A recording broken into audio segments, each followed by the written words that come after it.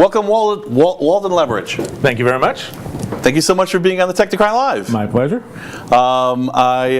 We've met casually, but other than that, we really haven't met until now. We met in the parking lot. We met in the parking lot a really half an hour scary, ago. But yeah, exactly. Laura and I were chatting about doing a parking lot show, so we thought we'd get an early start. Yep. Yeah. Absolutely. So thanks so much for coming on. You're welcome. So you're the CEO of Tech Software. It's the rumor. Okay. I am indeed. Yes, great. That's a really, I can't wait to talk to you all about what you guys do and the services you provide, but I just want to do a little bit of news first. Yep. This is worth an honorable mention. So Microsoft Ion, I mentioned this in the previous one, but I want to say it again because this is super important. Not a lot of people understand why this is important, but this is the first major player backing a Web 3.0 infrastructure. It's an authentication infrastructure that works on a Bitcoin-like blockchain. So it's peer-to-peer, it's completely distributed, nobody's controlling it, and more importantly, nobody can pull you off of it and censor it. So this is, W3C is actually working on a standard for it, and Microsoft Ion is just one implementation of that standard. So this is not a Microsoft baby, this is actually bigger than that. So I just wanted to let you know, check it out, it's worth checking out. If you're into blockchain, if you're into free speech or Microsoft or Linux or open source or anything, this is right up your alley. This is going to, the Facebooks of the world are not really participating, which should tell you something right there. So there's a quick thing on Red Hat 8, and then we had talked about this in my user groups meeting, so I thought I'd pass it along. I don't know if I mentioned this in the last one. I don't think I did. So Red Hat 8 was trying to implement containerization on their entire operating system for years, and they were doing it with Docker. And then Red Hat 8 comes out, and we find out that it's actually Podman, not Docker, that they're using for containerization. It looks like it's a fork, so it's fully feature complete. So I don't know, Red Hat didn't get along with some of the Docker guys, or they just wanted to make a couple of key distinctions technically. It looks like it's either a fork or a really good work-alike. I have my doubts about work-alike, so I still haven't confirmed that. If anybody has any details about that, feel free to chime in the comments with a story or a link or something. A lot of even the Linux guys are kind of scratching their head like, okay, this doesn't seem like a bad decision, but we're not sure why they made it. I'm sure they went into it in detail in the Boston Summit, so if anyone was at the Boston Summit, let us know. There was something interesting in the news. Apparently the second case of a passed out drunk at the wheel of a Tesla has hit the news. So better than hitting the wall, I suppose. So I just, it's funny because there's a lot of fake outrage about this. I think it's a great thing. I know that technically they don't want to have be in the legal position where the car is fully responsible, because of course then the first accident will be $1 billion lawsuit. But at the same time, if a drunk is determined to drive home, isn't it better they just fall asleep at the wheel and let the car do it? Because it's probably a better driver than their drunk self. Right? Mm-hmm. Okay, fake outrage. I was just wondering if you guys agreed with that. So, and I mentioned a browser last time after the cert kerfuffle on Firefox and the Mozilla code base, where all their add-ons broke at the same time on a Sunday, which of course is a huge deal if you're a developer and you're using those add-ons to, I don't know, do work. So the browser that I was talking about was the Brave browser. It's actually based on Chrome, but it looks like it's a fork. So if you're looking for another browser that doesn't suck, that's not Chrome, that's not Firefox, the Brave browser looks pretty good. All right. Also, Steve, you also had mentioned something about that chip company. Apparently, there was an escalation in the trade war. I had mentioned it in a previous episode, but it was Huawei, was it? Yeah. So America's at a trade war with Huawei right now. I have the webcam on, so it's not as jarring. Huawei is a cell phone and computer manufacturer based out of China, and as you know, China, with the communist government, everything kind of needs to go through it. So there was speculation in America that that Huawei was getting, there's breach security, and all our information was going back to the Chinese government. Mm-hmm. And the trade war, Trump's just like, no, He's like, he's not having that. So he put a blacklist on any American company doing business with Huawei, among other corporations. Okay. So that means they can't work with Microsoft to get Windows, Intel or NVIDIA for PC components. So they can't import either. No, they can't work with Google. That's the difference. Now I understand what you're They talking can't work about. with Google for the license to Android. Okay. And that's effectively crippling them. But in turn, China basically said to the U.S., like, all right, listen, then we're just not going to let Apple products in here, which means Apple can't use the factories in China, which I don't think is going to be as devastating because Apple could go to Ireland, but... Wow. Oh, wow. So, yeah, stocks are very happy. It just went hot. That's crazy. Yeah. That's bonk. I can't believe I missed it. So this is the consequence for not using news feeds like the TV because I just won't do it. I don't trust them. Once in a while I'll miss a big story like that. But okay. Thanks, Steve. You're welcome. So that was the news. I just wanted to get it out there and talk about what's going on. So back to tech software. So anything you'd comment about the ingeniousness of those news items? I'm just thinking that so what we're really saying here is you can embargo all the grain you want and piss off all the farmers in the middle of the country, and nobody seems to care, which is really sad. I'm not saying it's a good thing. Obviously. But you fuck with my iPhone, and now it's gotten real. Yeah. So it's an interesting. Yeah, totally. What is really important isn't really. Quite often what's important. All right, look, I know Apple's important to a lot of businesses because they standardize on, particularly OS X is important because it's a way to get the strengths of Unix and the ease of like a Microsoft-y kind of operating system, Yeah, I don't understand Mac, but yeah. Yeah, it's you know what so I could tell you. So I think I figured out the difference between the philosophies of Apple and Microsoft because I used to be a professional Mac tech, not a Mac tech, a server Mac guy, an Apple server guy. Right, yeah, when they had Apple servers. When they had Apple servers. For a couple of years, someone hired me and convinced me to switch over from Linux to that. Okay. And I did it, and so I got like a really good look at underneath and how it works. So I think the underneath is just like anything else. It's just like Linux or Unix or Windows. It's complicated. There's lots of choices. There's lots of decisions and tuning and stuff. But on the top, Microsoft, and the key to this is actually the Microsoft Sync telematics unit in my 2014 Ford, which is a Sync 1. Okay. And it's just all these twisting little passages of decision making. And so you can really dive down, menu to menu to menu to menu to menu to menu, and tune exactly the behavior you want out of it. That's why the normal consumer hates Sync 1. But that's why I love it. I actually avoided it for years, and I found, now that I use it, I find it's not that bad. I've been a Windows guy since birth, basically. So not literally, obviously, but it makes sense to me. And I have conversations with people, and I'm like, how can you not understand Windows? It's so obvious. It does this. It all makes sense. And people will say, no, Walden, you're just weird and gifted and whatever. And I thought it was just always so obvious. And then about 2 years ago, I went and said, that Mac Mini or whatever the heck, the MacBook Air is so, as an engineering thing, so slick, so nice, so clean. I want that. I tried to understand OS X. Right. Really, I did for a couple months, and it was really an awakening of, because now I'm in that other boat, going, how I don't understand OS X, and all my Mac friends are going, how can you not understand this? It's so simple. It's so easy. I think it's the difference between an engineer's mindset and a magician's mindset. And that's what I don't like about OS X, both personally and professionally.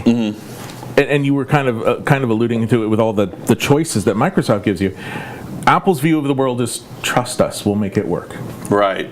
And all you need to do is hit this button.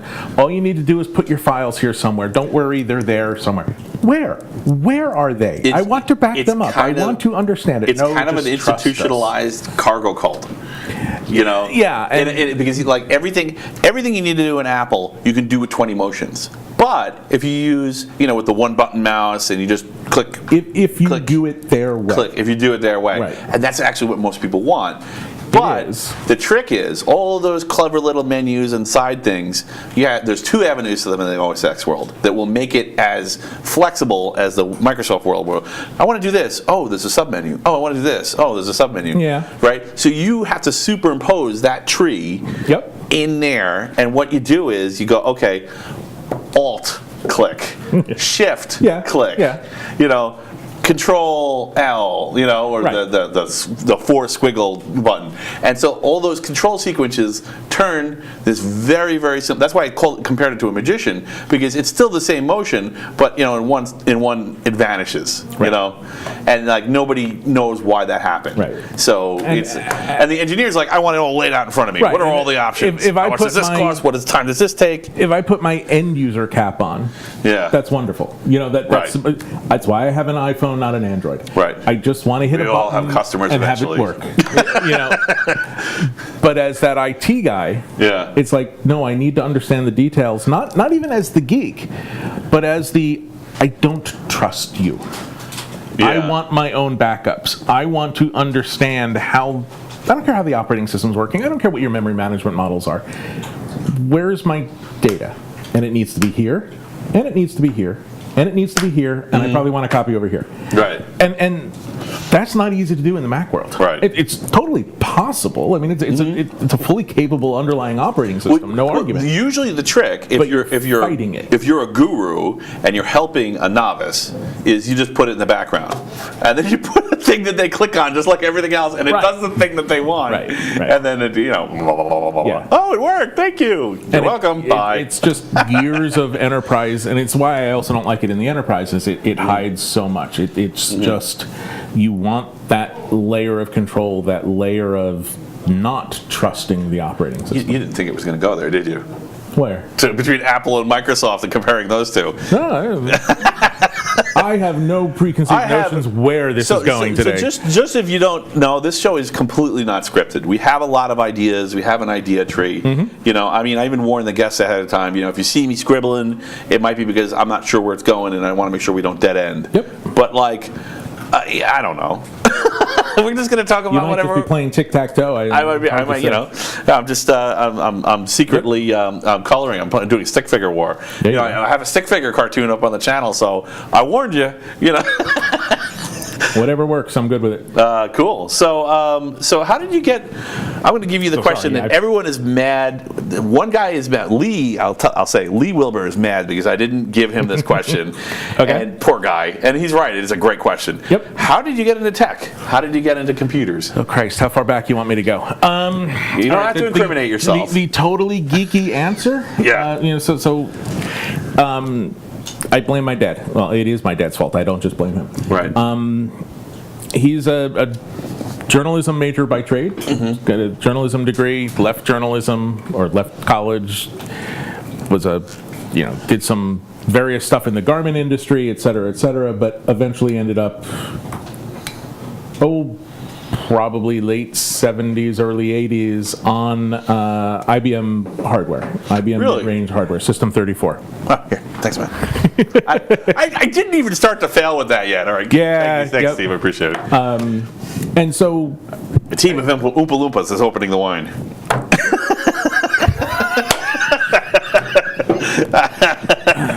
Was it Valerie, the one that turned purple? Whoever it was. Yeah. Okay. So anyway, and so chewing gum they hate the most. Doing, so he was in that world, and I just had a natural geeky tendency to like stuff. But I can remember listening to tapes, cassette tapes, good old, not quite 8-track, not that old, but cassette tapes on the RPG-2 programming language. And this was back when you had literal sheets of paper that you would write your opcodes into, and like old school programming. And I was probably 10. And this is my idea of fun. And you would write it out first before you even typed it in? Yeah. Wow. Yeah. I mean, and it's... Is it that you didn't have a computer at the time to type it into, or you just wanted to write it first, and that's the way your brain works?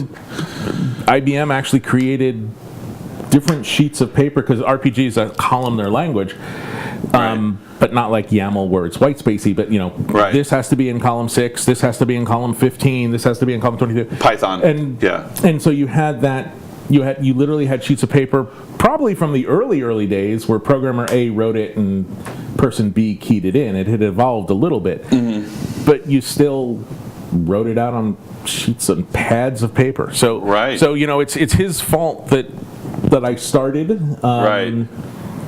And then went to, did summer camp at computer camps and things like that. Right. Went off to college. So you didn't have a Mini at this point yet at home? No. My never had one at home. As far as like an IBM hardware at home. My first home machine was a Trash 80 Model 3. Okay. And Z80 assembler language and that kind of stuff. Right. But so then I. Go ahead. No, go ahead. Okay, so then I went off to college and with the idea that I would actually be an aerospace engineer. Oh, okay. And went to Clarkson.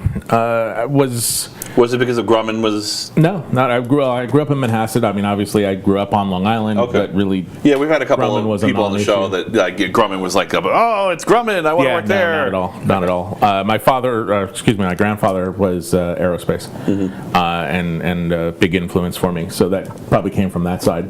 But went off to college a year early. Actually, I was blew off my senior year of high school and went to Clarkson. They still have a program called the Clarkson School, that is people blowing off their senior year of high school and going to college instead. That's spectacular. And it is. That's the I right love way it. to do It's it. a wonderful. I like college so much better than high wonderful school. thing, and it's great because you come back and the high school kids are like, "How could you have left? Man, the parties we had, you missed all these great parties."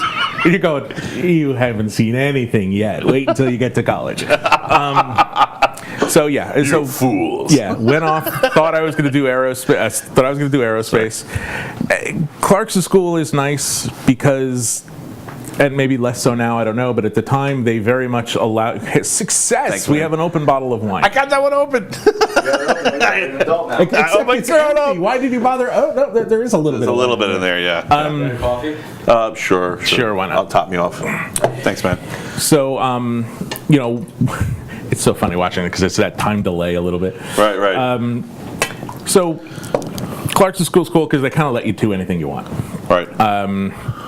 Thanks, man. both educationally and otherwise, and we'll talk about the other as well. But I was taking Calc 1, typical freshman class, Right. and I was taking EE 443. How did you even... Silicon, the finer parts of electron migration So through you silicon. were already mentally in constants. Diffie-Q then, if you were in that class. Diffie-Q was one of my downfalls, but yes. Yeah. I mean, mentally you must have been there because it's a prereq for that class. You couldn't possibly have done it. We could just ignore the prereqs because we were in Clarkson School. We could do whatever we wanted. Oh, that's great. So it was Did you really fail cool. the class or did you pass it? No, I think I'd actually... No, thanks. No. I take my coffee the way I take my women, black and bitter. Anger. Exactly. And my wife's at home going, "What did you say?" She's neither black nor bitter, so Right. Light and sweet, honey. That's what I meant. Yeah. So yeah, we could blow off the prereqs, but so I went off. The joys of the metal life. Did that, yeah, and that was fine. Right. Sophomore year, I actually transferred over to WPI because they had a cool aerospace program, and then I met thermodynamics. Me and thermodynamics don't get along. Not mixy things. And you really need to understand thermodynamics to be an aerospace engineer. Yeah. I have a very pragmatic streak. It has to make sense. Right. And then I can understand it, and I can internalize it, and I can do it. Right. And thermo's got questions like, you build a 300-story building and you put one air conditioner on the roof. What is the thermal load of? And I'm looking at this going, no, you don't build a 300-story building, and you'd be an asshole to put one air conditioner on the roof. This is a dumb question. I can't answer it. And that's just ask me later. I did the math on the Atlantic Tunnel. If we really did shut all the planes down, ask me about the math on that. Nice. The turbine is epic. Yeah. So I mean, I can do the math. But I can't deal with it. Yeah. So while at WPI, I actually, again in that, I'm at school, let me just take some random ass classes. WPI had a clean lab. I've done silicon wafer etching. I've done in college. So I kind of migrated over to the computer science side of the world. Right. Took a year off. I mentioned my dad, who at this point had started Tech Software as a consulting company in the IBM mid-range. So wait, Tech Software is a family business? Tech Software is a family business. Nice. Was it weird working with your dad or for your dad, or was your dad working for you? Or? No. No. And He's yelling at the internet right now. Thankfully, Dad is now chasing white balls and playing golf and drowning worms and fishing and not working. Yes. So I took a year off after WPI and went into working for my dad. Yeah. And IBM mid-range, it's a business computing machine. It's got a database built in. It's it's real world database systems. Right. And then when I had met Alyssa, my wife, in Clarkson School, so first year of college. She was still at Clarkson. She did her whole career at Clarkson.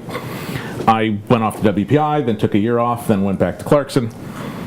And now, again, that pragmatic streak, I'm sitting in comp sci classes, and they're going, your homework is to go home and write a database engine on your own, and it will have these 3 fields. I'm going, you're an idiot. Go buy that database, put this in, build some physical files, build some logical files. You can write some RPG programs, put a screen on front of it. You'll be done in an hour. What do you mean write a database engine in Pascal? Why would I do this? You just bring a text file with the tables in it from MySQL. Yeah. Or whatever the equivalent was. Right, but that would be the equivalent today. Right. SQL existed, not MySQL though. So needless to say, me in college no get along. Yeah. I don't have a degree. I'm going to tell you a secret about me. So, and if anything, I'm surprised we're even getting along so well right now because we're pretty alike. And sometimes people who are like they don't get along, but I think maybe we're doing okay here because I almost everything, all the big accomplishments in my life have been completely outside of the system. So, and it's really weird when I see people support the system by default, and they don't. I don't get it. Yep. So I hear you.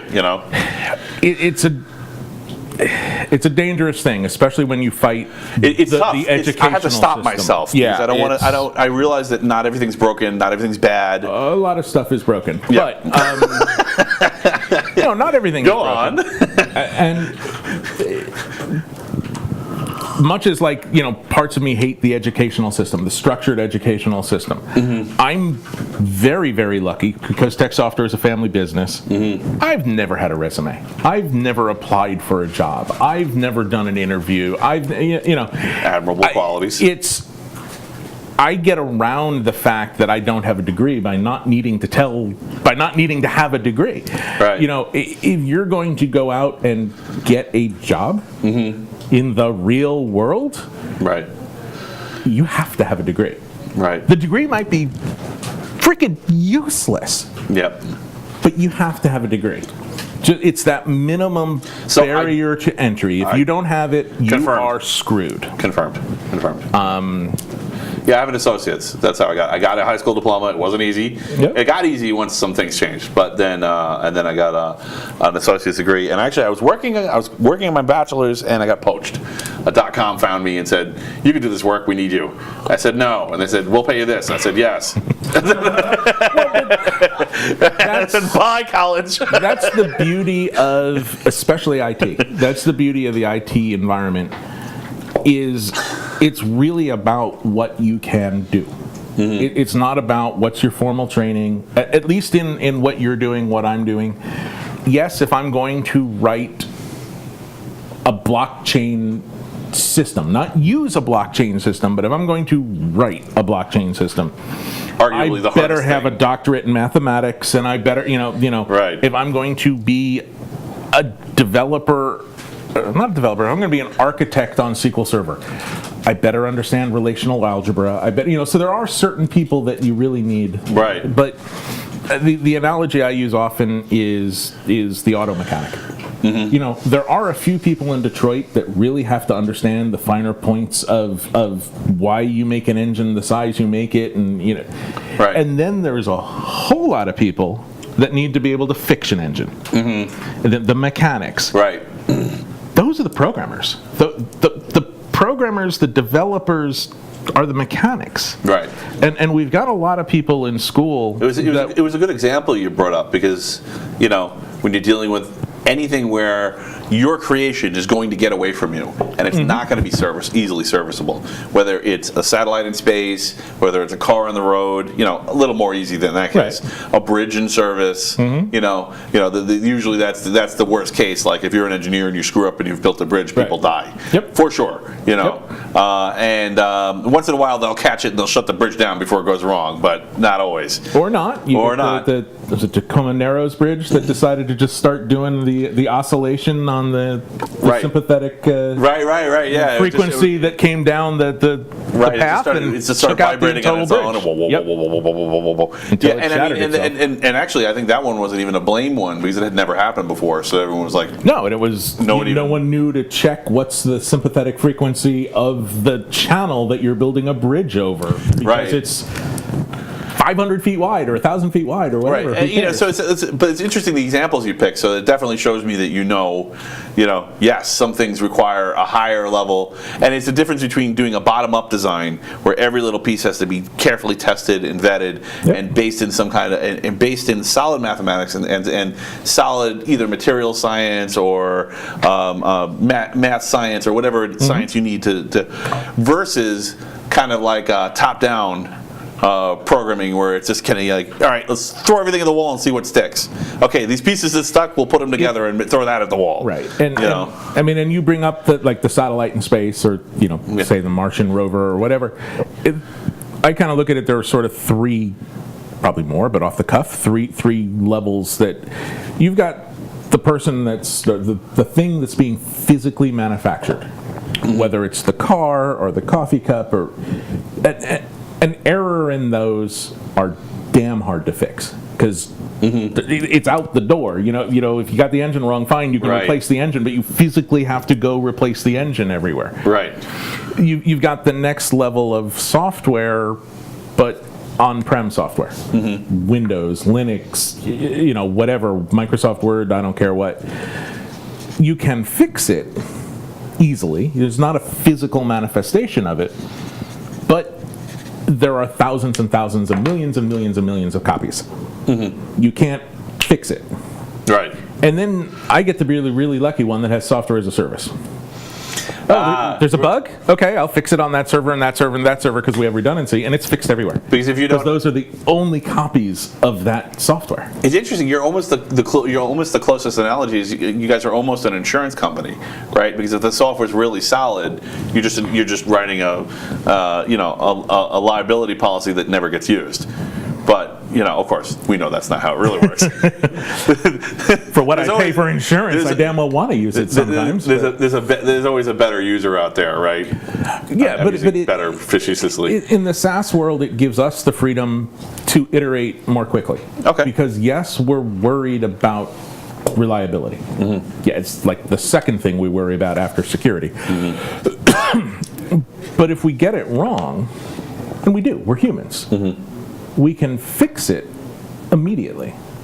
And everybody gets that benefit immediately. If it was deployed software, it was Microsoft Word that was broken, and if you we fix can it still right, fix the source code, but not everyone's upgraded. And if you fix it right, it might even be fixed forever. It might even be fixed for other people. Depending on in a software as a service world, it is fixed for everybody simultaneously because we're the ones that are actually running the software. Right. You've just got a web browser at the other end of a very big pipe. And and in a proprietary software world, you may even send something back up to the vendor, and they fix it on all their operating systems. If it's a vendor OS bug, yeah. Absolutely. Yeah, and in the open source world, you can release the code, and you just fixed it for everybody. You fixed your own personal problem, and you solved the problems of the world. You fixed the world. We solved the problems of the world. I don't know if I'd go that far, but okay. A problem. We can hope. We could only narrow it down to a few problems, then we could just write the code and we'd be done. Give us a week, we'll solve all the problems. Yeah. Just get that button, the Jetsons, boop, okay, I'm going home. I just was it Rosie, the one that just vacuumed? I mean, I've got a Roomba, but it's still not the same as Rosie. Yeah, it's just the cat can't really ride on her. That's the only difference. On Rosie. Yeah, and Rosie. Yes. Okay, so you guys are doing software as a service. Yep. You're doing.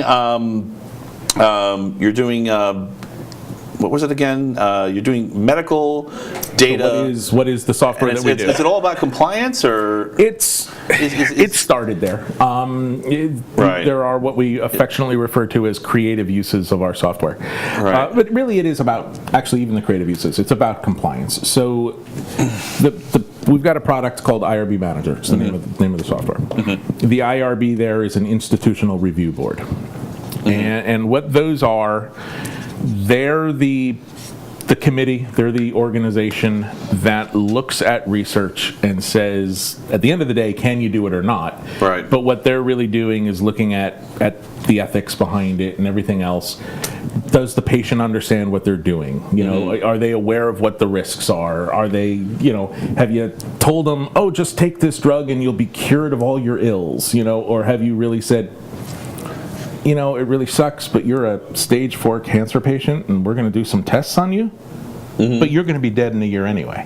These tests are about the next generation of patients or the ones after that, because you're a stage 4 cancer patient. Now, your of ship course, has sailed. There is always possible that if it's an experimental drug, that there's that die roll that this will be the one that actually works, and they'll somehow magically be. And that's a very. I use magic, not literally, but damn near magically. One of the things that they would look at is, look, anyone's going to believe what they want to believe. Right. The likelihood that any cancer trial, I'm going to go, oh, I'm cured of cancer.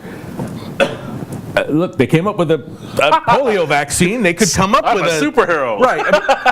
But the problem is when you're I can run really fast. When you're that sick person, when you've gone through everything else, and you're willing, or you can become a meth dealer, right? You're willing to believe. Sorry, keep going. Yeah, you're willing to believe anything at that point. So right. Those are the concerns of the Institutional Review Board. Are you telling people what's going on? Are they aware of what the research is? And there's some good regulatory requirements in that. There's some good background history on trials that have happened over the years. But so you've got this need to do compliance, to do the human research oversight, and that's where we started. That was the IRB. Okay. Then the reality is the same exact thing happens for animal research. All right. So is this just like another stupid bureaucracy? The IRB. The researcher would tell you that. Okay. Yeah. Yeah. But the researcher would also tell you everything they're doing is 100% safe and they're just gathering data. It's funny. Every scientist I've ever met is perfect. Yeah, exactly. Just ask them, they'll tell you. We've never had any bad science. Maybe those evil people in Germany did bad things years ago. Yeah. But never in the United States. It's so vague. I can't imagine what people you're talking about. We have, say in the late 30s, early 40s. Oh, okay. Those all right, people. Thanks for narrowing it down. But in the United States, we would never have done anything like that. Yeah, no. We wouldn't have, say, injected a bunch of black people in the South with syphilis and then neglected to tell them when there was a standard of care. No, that's crazy. That wouldn't happen. That, no. So I trust government. History is replete with examples of bad research. Oh, you watched it? Okay. Bad researchers. I hope that wasn't a spoiler. 1 month, 1 week, what's the difference? Yeah. Hey, careful. Didn't put details, so it's okay. So yeah, there's all sorts of things. So is it a bureaucracy? It can be. Yeah. And there's one of the things is called an informed consent. The thing that the subject is. Well, people would say informed consent is not a form, it is a process. Has the subject been informed and consented? But at the end of the day, the informed consent is the document that they sign. So the IRB is almost like a custody process on the consent from the patient to make sure that they understand what they're getting into. The consent and everything that came before it. Because if it's not scientifically sound, then how can any risk be worth it? Right. Because it's not scientifically sound in the first place. If it's not... So you're saying that we shouldn't do genetic research as top-down every time? No. Yeah, that seems a little unethical, right? Yeah. Yeah, so that's why it's it's- important to understand the difference between like an engineering bottom-up kind of model and a top-down model, or a hybrid where It it's a can little happen. of Yeah, both. I mean, there are all sorts of different things that all sorts of different research models, all sorts of, and research. I mean, we think research. We're sitting here. Probably the people that are watching are thinking research. Sure, like the cure for cancer, or the next artificial heart, or even the next Viagra, whatever it might be. Yeah, that's research. Right. But so is somebody getting a doctorate, or for that matter, a master's or a bachelor's in education. And they want to go sit in the back of a classroom and they want to watch the interaction between students and teacher. Is that risky research? No, unless they're an axe murderer. But it's not risky research.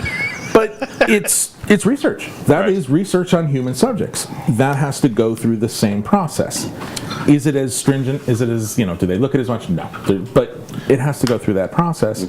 And yeah, so it's a compliance engine for that. The same thing happens with animals. The same thing happens with radiation testing. The same thing happens with bench work.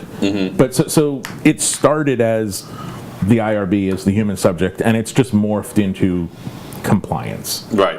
We even kind of eat our own dog food. The tools that we use as we put new releases into production, I have to fill out an electronic form in IRB Manager saying what it is I'm putting into production. I have to submit that form. Somebody else has to sign off on that form before I good. can put the code. So we're you're eating using your own our dog own food. product to control the release. I mean, that has nothing to do with human subject research or research of any kind. Right. But it's a process. Really, at this point, it's a process engine. You fill out a form, you check off some boxes, everybody looks at it, they've signed off on it, everybody's happy. So I assume is the custody, you depend on the database for custody? Do you use encrypted signatures at all for custody to verify it? Depend on the database. Depends on the database, Yeah, okay. yeah. All right, and so you guys are doing de-identifying of human data also, or? We really don't You're just get making the sure data itself. you don't get We're the up data at itself. the definitional level. I would like to Right. stick a needle in 50 kids. Half of them are female. Right. 25% of them have to be black, and at least 8% of them are Hispanic. the But I server don't care who they are. server full of Protected health information. 2 gigabyte DNA files isn't really your purview. Nowhere Okay. near us. Okay, Yep. got it. Okay, Yeah. interesting. But what you're doing with that, one of the questions the IRB would want to know, where are you going to store that? And Yeah. how are you going to keep it secure? Right. And so they want to know that what you're doing is Will you do okay. on-site audits and stuff like that for this, or is this just No, we're just this is a pre-flight check? yeah, we're the compliance and well, we're the software that the compliance team is using. We're not okay. doing it ourselves. So when the swarm of guys in yellow uniforms comes in with their handheld gadgets, goes blah, blah, blah, blah, blah, blah, blah, Right. and you have to answer yes or no, they may be running your software in some cases. yeah, so yeah, I mean our customers are the hospitals, the universities, the medical. They don't wear centers. yellow full uniforms. I just made that up. I was thinking Monsters Inc. Continue. I was thinking white. You were saying yellow form. I'm thinking white uniforms from whichever Mission Impossible that was, where he tells Max/Maxine that they're. Yeah. You remember the Mission Impossible? No. I actually, Have you not seen Mission Impossible? I saw 1, and I didn't watch 2 because I was like, oh, it's going to be a cheesy sequel. And then I got married and had kids and was busy, and I haven't seen any of them. Oh, they get and now better. I just believe They it or not, actually get better. I watched a review saying how amazing this. Apparently, the stunt work is like groundbreaking in every single one, and I just. Cruise does a lot of his own stuff. I just blew it, There's a by not watching them. So yes, now I have you to can go back and watch it. Mission Impossible. there's a great /horrible video of Cruise doing a jump from one building to another, obviously all wired in. He's Right. not free jumping, but where he hits the side of the other building, and they've got the video close up where his ankle goes, Oh, and he wow. literally broke his ankle on that jump, and hops up and runs for a few feet. Wow. So I mean, he's a nut. He That is crazy. and he looks the same as he did in Top Gun, and you that may know scares me. this. You may know this also, but I actually saw a video on that series and the stunt work on it. So I actually didn't watch the shows. I just watched a video Right, on the yep. stunt work. Yeah, he does a lot of his and own stunt work. apparently he wrote his own insurance policy for that movie because they couldn't get anyone to insure an A-list actor running on the side of a building in United Arab Emirates or wherever it was. How the heck do you write your own policy? Well, he sat down and worked out. He made it happen. He sat down with another insurance. They had an insurance company, and let me rephrase that. An actor fired an insurance company and spearheaded getting another one Yeah, that no, I would can believe actually that. do the work. Sure, I can believe that. I mean, it's crazy. You know, like he gave them a criteria and they did the work. Yep, But wow, I mean, like, you know, that's dedication. That's like, I really want to do this stunt. I will sit through hours of boring phone calls so I could do this stunt. Yep. I don't know if I think he is an EP on his stuff. I'm not sure, but yeah. I mean, he certainly is heavily involved. Yeah. And worth watching the videos. Yeah. Right. So I used to be a fan of the old show too, and I really like the first one, and I will watch them. So next time someone brings up, when you come back around again, there you go. And you come to the show, we'll be able to talk about it. Yeah. What the heck were you talking about? Auditors. The men in the yellow / white coats. So thank you. Yeah, so the auditors, we had one in a customer yesterday. You know, so the auditors will come in and look at our customers' process and our customers' data, and it really is a process. Are you following your process? Do you have a process? Mm-hmm. And are you following your process? Right. Those are the two. And your process can be good or not good. It almost is secondary as long as you have a freaking process. Right. Where you get into trouble is when you don't have a process. And Right. you can't say, this is how we do it, and we do it the same every time. Right. Because then you're winging it. And that's true of research compliance, but that's true of infrastructure management in IT. That's true of backups. That's true of flight. That's and true there's nothing, of, and by the way, there's have a nothing freaking wrong. process. There's and nothing wrong follow with it. winging it when you're trying to figure out how it works. That's different. That's But development. once you've That's figured out how it R&D. works, that's when you stop winging it, Right. and that's when you go.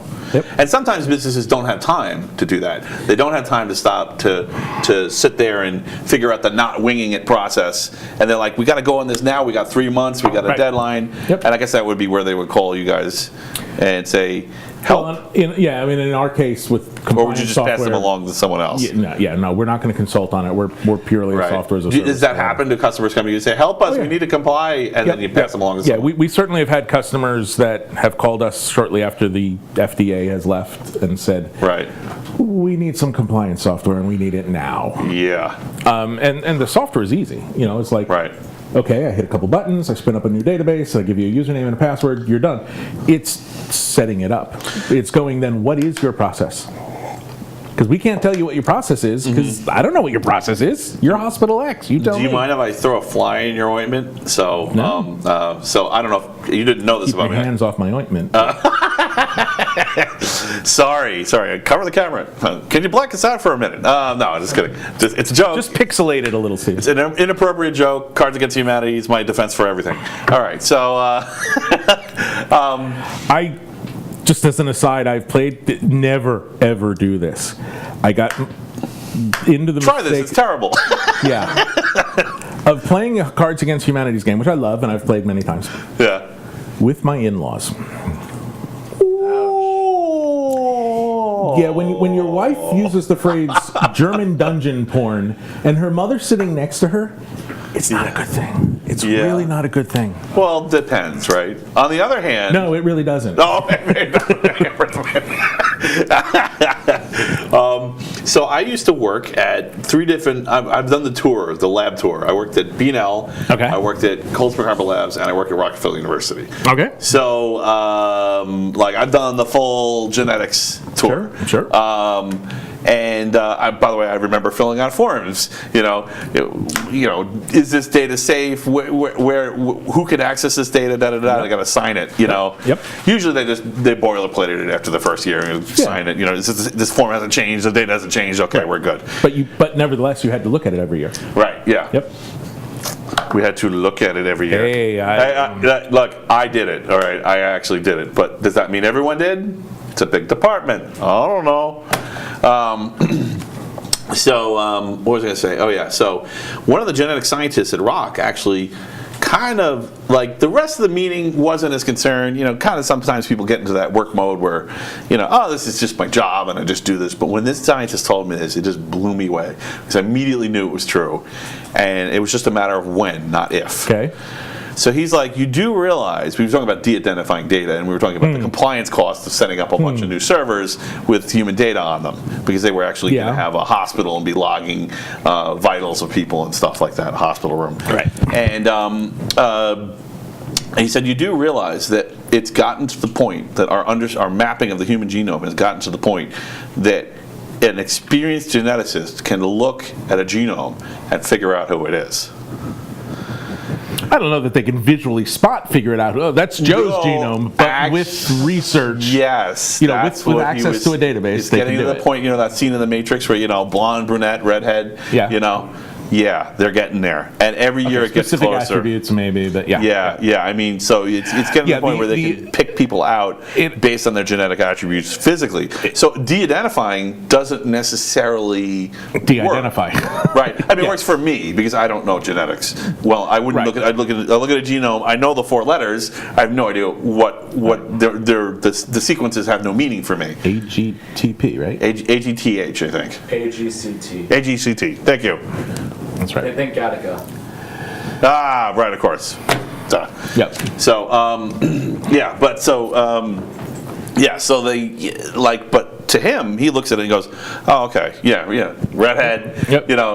Not overweight, There's large bust, who knows what else? Yeah, can hear really well. I don't think we- you see we've that. Hey, probably in there somewhere. yeah, One of our clients has this thing that they've got a dental school or somehow, and they literally have this thing they call the barrel of teeth. And it is a barrel of teeth that they've collected over the years. Teen Titans reference. The Tooth Fairy's evil in there. Anyway, I don't know what else to do with that. Barrel of teeth. Oh my God! For a dental school, for somebody, let me grab out a tooth and let me practice drilling on it or filling a cavity or whatever. Right. 100% de-identified. Looking at girls at the mall, Right. 100% de-identified. It's. Want to see my baby teeth?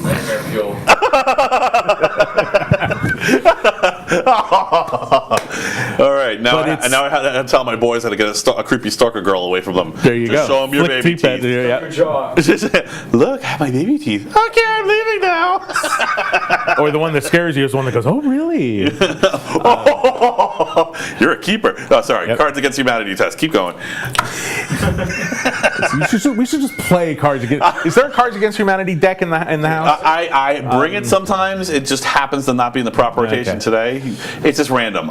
So just for the record, the props that I have in the show, they're just random props that I find around. My kids have every toy, so I'm like, I haven't used that before, and I'll just bring new stuff. And so, of course, inevitably, every guest goes, darn it, I wanted that one. I didn't want this. I don't want a deck of Red Hat cards. I want the Cards Against Humanity. Is that what's over there? Okay. Yeah, a Red Hat deck of cards and fake gold bars. There you go. Oh, they're fake? Yeah, well. Damn, I was going to put them.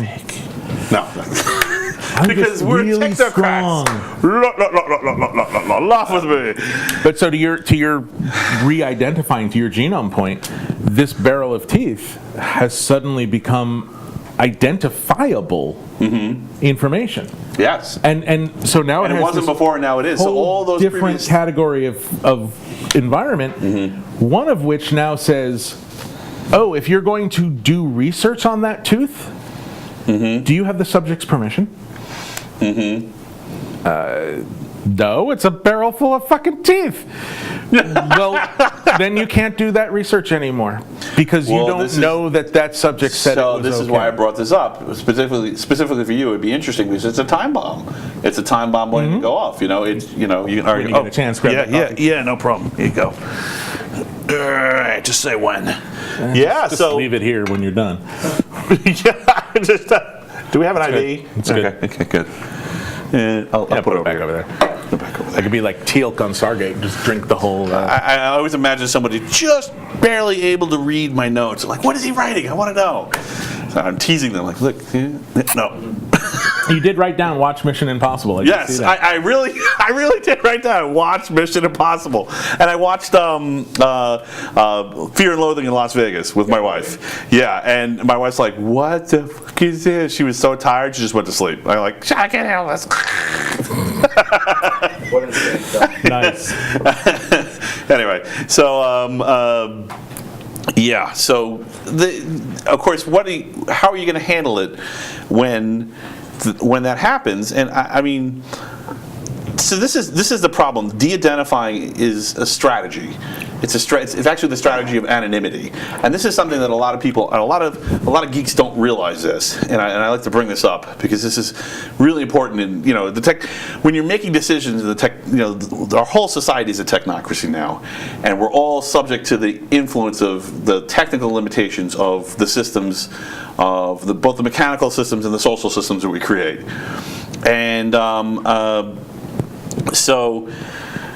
Anonymity as a strategy is actually always an offensive strategy. And the reason why is, historically, and including into modern times, anonymity is always temporary. If an advanced persistent threat has enough resources and time on its side, it will eventually crack your anonymity and figure out who you are. This is why murder cases get solved 20 years later, 30 years later. Right. And specifically, a lot of people were very excited about encryption, and there was this weird export ban in the late 90s from Clinton on that, because they were like, oh, we could stop the brain drain. And we can't export the algorithm, but we can print it on a T-shirt and export the T-shirt, because that's free speech. Right. Yes. Exactly. But I mean, even then, it doesn't matter because you can hide things stenographically, and So there's really no way to stop information from flowing unless you shut down all the information avenues. Good luck having an economy without the internet. So, The point about anonymity is the best case of anonymity is encrypted traffic, right? You have, you know where maybe the traffic's coming from, but you don't know what's in the traffic because of course it's encrypted. Sure. But the problem is today's encryption is tomorrow's relic, right? They're constantly finding flaws in encryption. Absolutely. So the best case of anonymity is still very flawed. So, and that's the problem with the barrel of teeth. Is that de-identifying data? What happens when we get to the point when someone can run a very short script and call the right Perl library and look at any genetic data and build a 3D model of that person? What are we going to do? What as you don't have to answer it now, and you can say I don't know. Well, no, clearly I don't know, but my nobody really knows. But I also come at it and I kind of say, have I put you on the spot enough? I also sort of don't care, and by which I mean, and what you're describing is also, by the way, why security is not. You're never done with security. Right. Security is a continual march. Security is a perpetual arms race. Yeah. But when I say I don't care, it's not that like, oh, fuck it, I don't care. It's that no, it's all right. I can't care. You'll get there. It's going to be a march. We can never, whatever we think of right now, and go, well, what happens when they can, run a Perl script and break AES 128? Yeah. Okay, fine. We'll use 256, which actually is arguably less secure than 128, but that's really screwed up. Terrible example, but good in spirit. I know what you meant. Exactly. It's like we have these discussions with clients. Why are you using AES 256? Because 128 is actually better. We've given up, but we use 256. Right. Because it's got a bigger number, it must be better. Sometime there's this, you just got to do it to check the box. But I don't care in the sense of maybe it's an interesting mind experiment, but not much more, because there's only so many things I can control, only so many things that I can monitor and adjust for. Right. And that's just anything I do. So toast. So it's like, look, all I can do is stay. That's a great answer, current, and well done, sir. What's going to happen is going to happen. I think that's a great answer, and you just keep on it. Look for the security flaws as they happen, not as when they're. We know it's going to happen. We just don't know when or why or how powerful it's going to be. Right. But when it does come along, then you'll look for what other people in the industry are doing, make adjustments. Right. And what's your time horizon? Whatever it is, we can say. Sure, we can get around that. Right. Yeah, I'm totally not a 10 fatalist. years, and 100 years, and 1,000 years, and 1,000,000 years. What time horizon do you want? But whatever it is, we can get around it. If you're a futurist and a fatalist, you're a miserable person. So I'm a futurist, so I just can't be a fatalist. Yeah, we'll probably work it out. At the time, or we won't, and we'll all die. Right. But either way, I'm going to be dead. And then we won't care, right? Then we really won't care in the I don't care kind of way. Yep. I don't care. All right, so that was interesting. So I've heard that You are a Scotch hacker. I don't know about the term Scotch hacker. Right. Is that like being a golf hacker? Like you do it a little bit, but you're not very good at it? Right. Like you've actually deconstructed recipes for different kinds of alcohol. Speaking of which, would you like some alcohol? Would you like? Sure. We have. Yes, the red. The red. Okay. Especially since the white was already open from God knows when. Yes. Yeah. Okay. I'm going to actually call you out on that one. I don't think I've deconstructed Scotch. I heard that you. No. I thought certainly maybe it wasn't Scotch. Maybe it was a different alcohol. I'm certainly a Scotch lover, but I'm also. I just like to start rumors, man. Yeah, it's fine. It's cool. Folks, fine. Yeah. In case prohibition starts up, that way we make trouble for you. You know, several people will happily tell you. Some of my dear friends, cheers, will happily tell you, coffee and wine. This is weird. Get sleepy and stay awake. That's the Technocrat Live for you. Speedballing! Public live speedballing. I'm going to write that one down. That's for the next show, not my show. Yeah, some of my friends will happily tell you that I like being pretentious. You know, so I love Scotch, but it has to be single malt. And if you're going to put ice in it, it damn well better be from the water and the ice better be from the same spring that made the Scotch. So if the wine is awful, I'm sorry. I don't know jack shit, so. That's fine. I don't care. Yeah, I really don't. I've drunk more wine on the show than I did my whole life before that. So, I have adjusted. Okay, so you're really you're all about. I'm a Scotch drinker and a Scotch. You're all about what's the difference between single and double malt? I don't think there. Oh, maybe there's a double malt. I don't know. There's I really. And there's a blend. I know the nothing. Blend would be the malt. I know nothing. So a blend and single malt are the types of Scotch. What's the difference? Single malt is in essence from. What are we drinking? Okay, so we're drinking a Cabernet Sauvignon. So that's kind of your single malt. That's a specific grape. Ah, I got you. Versus a Meritage in wine is this a little here. Buy that. All right. So blends are blended Scotch. There's some of this. There's some of this. There's some of this. The single malts are more of that pure. Makes sense. It is because you have to have the same type. There's going to be less of it because there's going to be some overlap or some weirdness in the seasons, and there'll be less more expensive, better tasting, more consistent. Right. There's good years and bad years, and things along those lines, and then you get into some, depending on your Scotch master. Both have their advantages. I mean, the beauty of the blend is it's consistent. I mean, or it's supposed to be. If you're good at what you're doing, that blend every year will taste the same. And the Scotch master is working with different sources because every year he's getting different stuff out of the bottle, out of the barrel. So he's got to be good at saying, well, this year we're going to need more of that and less of that, but we're going to have to put in a little of this to get the same taste. So in some ways, the blend is actually a harder thing to pull off, but it's just not as pretentious. So it's also why I like Formula One and not NASCAR. It's why I like soccer and not football. Dragon boat racing, if I really want to go crazy on my pretentiousness. Nice. Well, let's see, that's why I was trying to get the laugh going before. Nice. Yes. So yeah, well, I mean, there is a certain pride that comes with being a technocrat, with being part of technocracy, understanding how things really work, and I think it's more than ever. I mean, we're not in a. If you don't understand how voting machines work, or telematic system in your car works, or how voting machines should work really simply. I should push a layer, I should pull a handle, and I should punch a piece of paper. That's how a voting machine should work. Yeah, I was very upset that when New York switched off, and I was very happy that we hadn't switched off for so long after the Florida debacle. After Boer versus Gush. I get very disturbed when I kind of do the little SAT model of fill in this circle, and it kind of goes into a scanner, and maybe it's counted, maybe it's not, and maybe sort of it selected what I told it to select. Right. So it can be. I hate that model. I think it can be done safely. It's just that we're not doing that. We're not. The problem is that I think that the problem. I look at it in two problems. One is we want our votes to be accurate, right? And on the other hand, we also want to figure out how this happened in the first place, that we could have a system that's so risky, so risque, and nobody noticed, right? To me, so there's two defects. One is with the voting machines themselves, and one is with democracy. And this is one of the things that inspired me to start the show, is that people really need to start thinking about this and talking about this.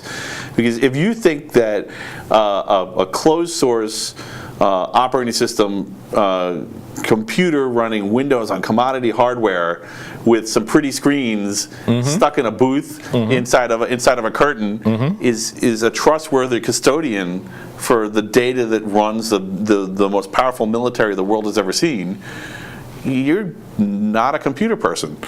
I don't know. It seems like you agree with me, but I remember, I'm the Windows guy. Right. I'll run Windows all day long, right, very happily, long before I'll touch Linux. Right.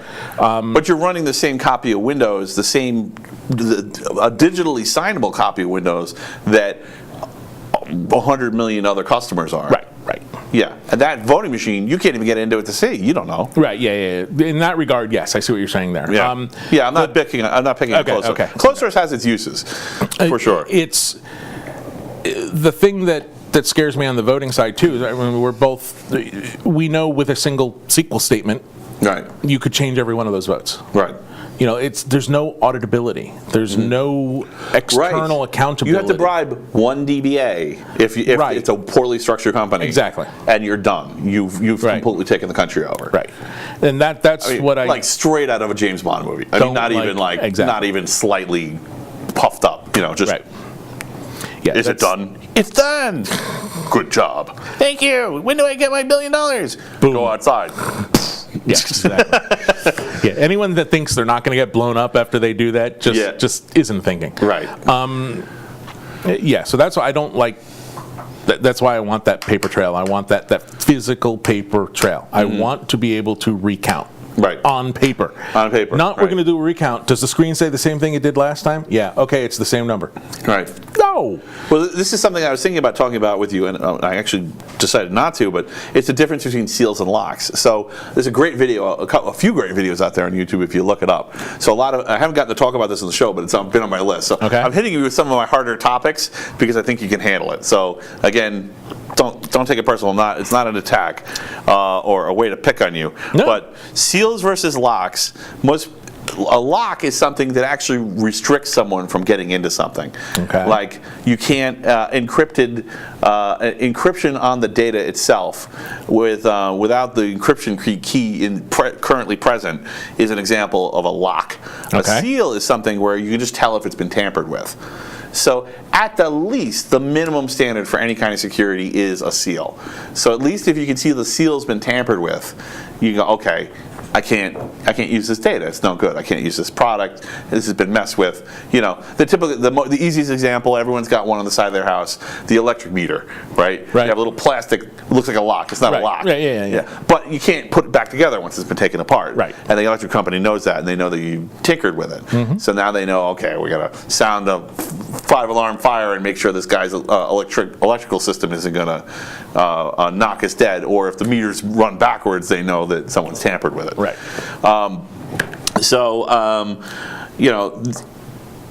To me, in the voting machines, we don't even meet the seal standard, because that's what the paper tape would do. It would create a seal.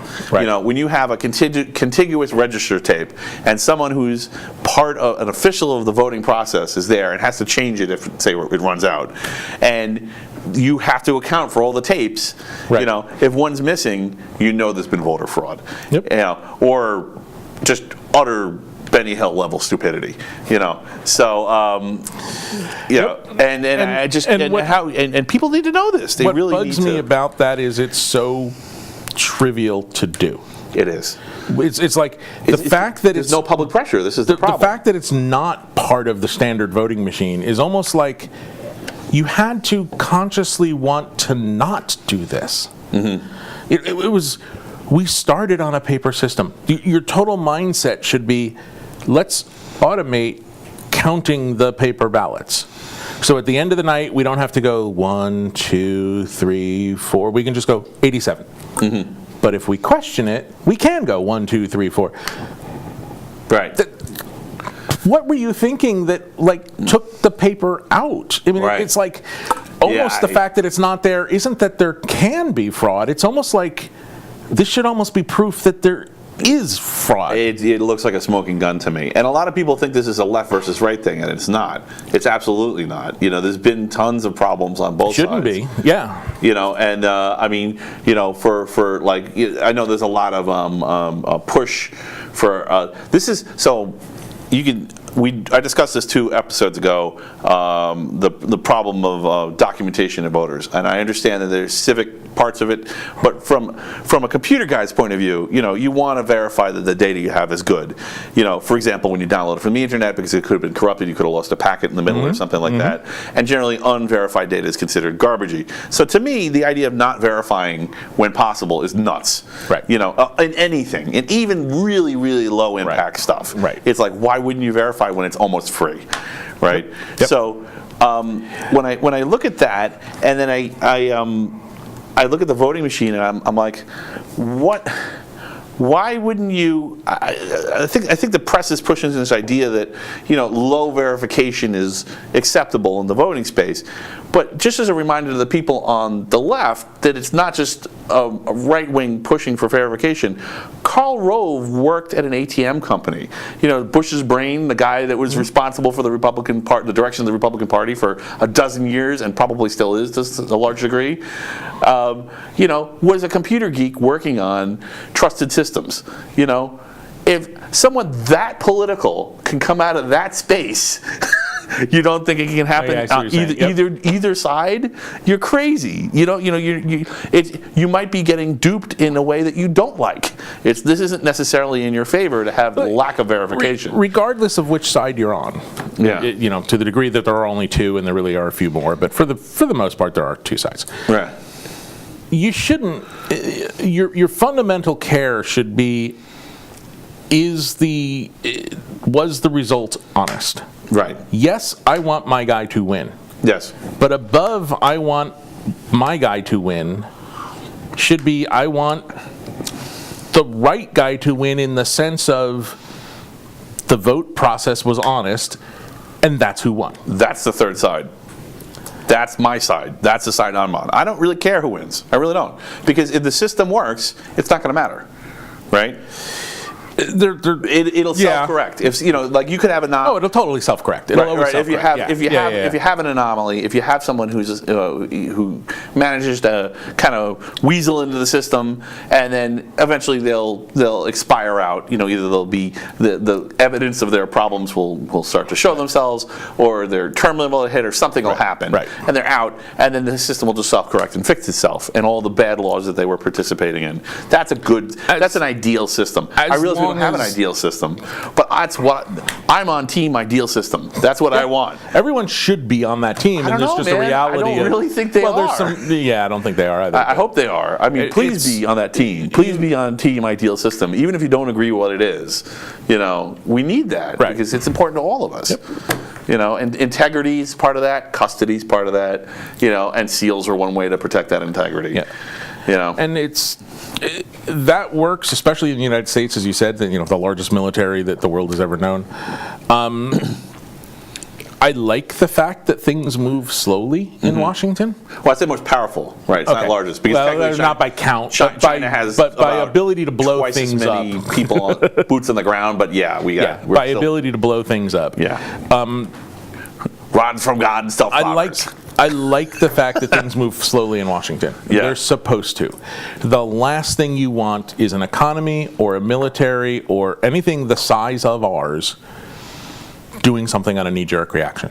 Right. Whatever it is. Right. You don't have the right information. You can almost be guaranteed that what you think is right immediately after an incident isn't. You don't think through the full consequences. I mean, you should take a while to make America do something. Right. When we do, you should know when we do. Right. But I like it when we fight for a while about something. Yeah. Yeah. Yeah, I mean, I'm a bit of a neo-Luddite, so I love technology. Okay. But I also see the dangers too. And to me, when I see technology run amok, I'm like, what is going on? And I think a lot of people are, and a lot of people have just kind of, let's not change it. It works. Let's not change it. It works in the technological space. And all of a sudden, we've gotten to the point where the economy of scale is so good on these technologies, we've kind of been shoving off into the future. Now we have to use them because we can't compete if we don't. And there's all these new technologies all at once that are coming out, like voting machines, like social media, and we just don't understand the consequences of them.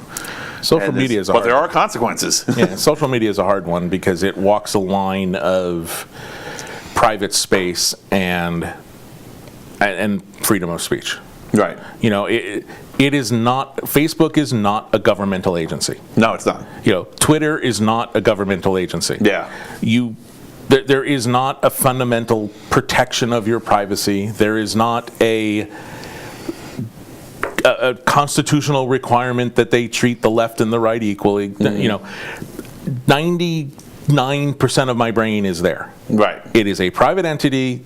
Like it or not, they can do whatever the fuck they want. Yep. 1% of my brain is going, but Facebook has become the town square. Right. It is the de facto soapbox today. Right. And the constitutional argument in favor of that free speech was that you could hop up on that soapbox in town square and do anything, say anything you wanted. Right. And when we allow that to be stopped, 99% of my brain goes, yeah, because it's their servers, it's their infrastructure, they can do whatever the hell they want. And 1% of my brain's going, but it's the town square. Right. No, you really have to stop them. Right. Well, so it's a hard internal fight on my side. This is the difficulty of subconscious. Well, so I have ideas and thoughts on the left and on the right. I'm kind of I have some libertarian ideas. I don't hate socialism as vehemently as some people do, although there's clearly problems. But you think? But when I look at censorship, so I think private property is the key to solving the privacy, the ubiquitous camera privacy problem, right? Because there's cameras everywhere, our details are out there everywhere. Everyone can record anyone else. I mean, not in every state, not all the time, but it happens anyway. Sure. Everybody's got freaking. I drove through the country. Maybe I shouldn't admit this. I drove through some states, and maybe not others, with a running video camera in the front of my truck because if someone crashes into me, I want to be able to prove it wasn't my fault. Right. Because I'm literally lugging a ton of fun behind me. So I don't want it to be. I stop like a train, and so when social media wants to censor, I'm kind of like, on the one hand, I'm like, okay, it's private property, it's a private space, their company is private property, and private property is where you have a right to privacy. And that same right to privacy is kind of like the company can make its own rules about where its data sets begin and end, and they can seek their own agenda, right? But I mean, that's the 99% of me. Yeah. Right. So, but on the other hand, the problem with censorship is if we're really a democracy, and I mean, I understand we're a republic, and I'm not, republic's a form of democracy. It's just, yeah. Well, people have corrected me, so I would have too, but yes. Right, yeah, I understand that. So I'm just using democracy in the broader sense that includes republics. Yep. Any kind of democracy, you're not really a participant if you don't understand how. If you don't understand how the mechanizations of the civics of your government and your society work. If you don't get that, you can't make informed decisions about who to vote for. So if there's a meaningful amount of censorship, or even a single case of censorship, it's possible that may interfere with your ability to govern. You can't make informed decisions without knowing. So, to me, I actually came up with a solution for this. This is something practical here. So I thought about this a lot. So the key is to replace deplatforming with replatforming. So you don't have to let me use your soapbox. Okay. Right? So if I say something you don't like my soapbox, that's fine. But I've invested a currency into your network, into your software, you've created an alternate currency. Okay. So remember, this is like, we're not getting into Treasury Department kind of stuff, right? Because you don't have competing monies with the government. No, but you're talking network effect currency. Network effect currency, which is definitely real. I mean, anybody who has a great resume knows that's real. Because that's really just the currencies of your trade that you're putting up there, and people go, oh yeah, he's got a lot of stuff there, like he's doing good, so we'll hire him. So when you have that kind of currency, people you shouldn't be able to take away. I know it's the company store and it's the company script, but you shouldn't be able to completely take it away. You should at least let them have one opportunity to trade the company script for another currency. And what I mean by that is, so instead of deplatforming, I'm supporting replatforming, and the idea is really simple.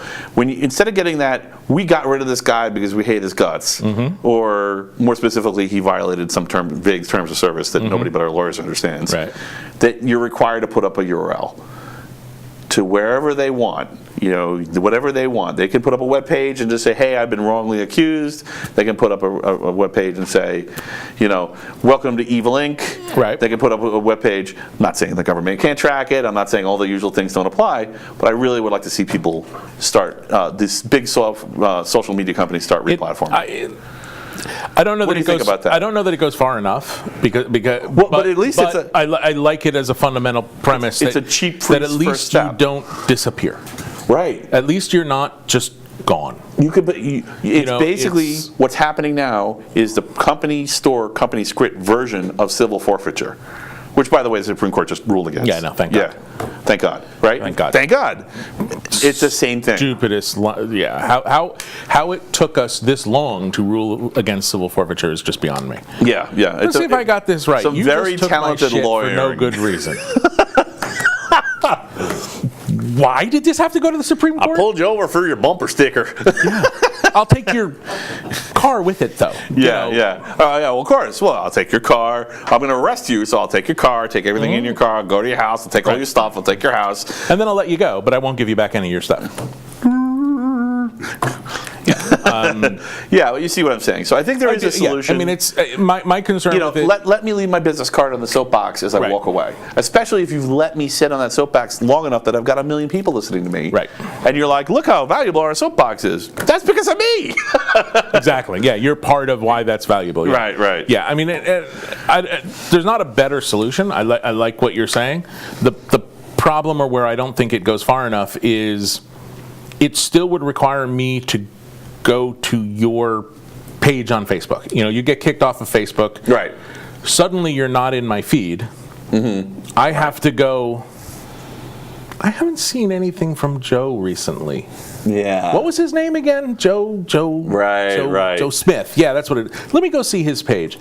So it's good. It's better than Joe Smith is completely gone. Yeah, because that's what happened. It's literally like but you've it's been not killed and I'd almost take fed to the alligators. Right. I'd almost take your sample and say, well, okay, but for 6 months, anywhere they would have put up Joe Smith's post in my newsfeed needs to be that link. Right. Joe's been kicked off the site, but here's his link. Right.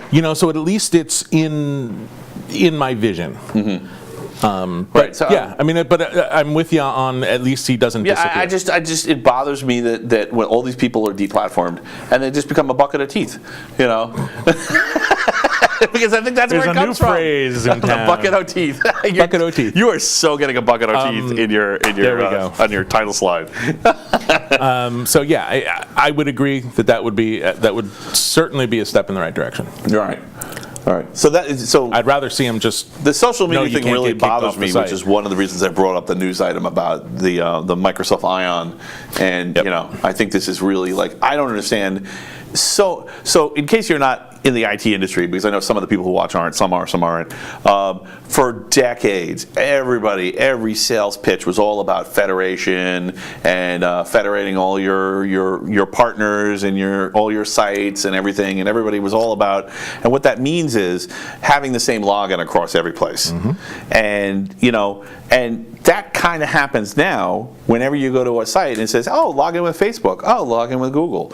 So that's what ION is it's a federation that isn't Facebook or Google or Twitter. That's actually an open standard that anyone can read or manipulate or well, I don't want to say manipulate, but read or utilize. So, and even if that one doesn't work, we need something like that. It absolutely, even if that particular piece of software is buggy or problematic, which I don't think it will be, but Microsoft's been really great lately. I've actually been on a pro-Microsoft kick. I used to be very anti-Microsoft. They are not your father's Microsoft. They are not your father's Microsoft, for sure. Yeah. So, okay, well, that was interesting. So I know I heard that you're into cigars. I am. So I've been less so than I used to be, but then again, I have one sitting in my car, and as I was driving over here, I caught a whiff of it because I took it and put it in my mouth. It's not lit or anything, but I'm like, oh, I miss that smell. It's like, and what I really like about cigars is, well, there's still giant cancer sticks, right? Of course, yeah. I love cigars. So's wine. So's the weather out. So's the sun. So's going on a flight in an airplane. Yeah, you get more. So's a mammogram. More rads on a trip to LA than you'll get in every X-ray you ever have in your life. But the nice thing about a cigar, especially as opposed to a cigarette, right, is a cigarette is about, I got 5 minutes, I got to go get a drag. A cigar is sort of this forced slowdown. Right. A cigar mini vacation. is 40 minutes. Cigar is a miniature vacation. Yeah, it forces you to just... It's a trip to Margaritaville. Screw it. Just especially, usually it's a social thing. Smoking in general is, if you're addicted and just going, that's a different story. Right. But otherwise, it's a social thing. You get the social aspect of it. I'm not condoning smoking, don't get me wrong. Right.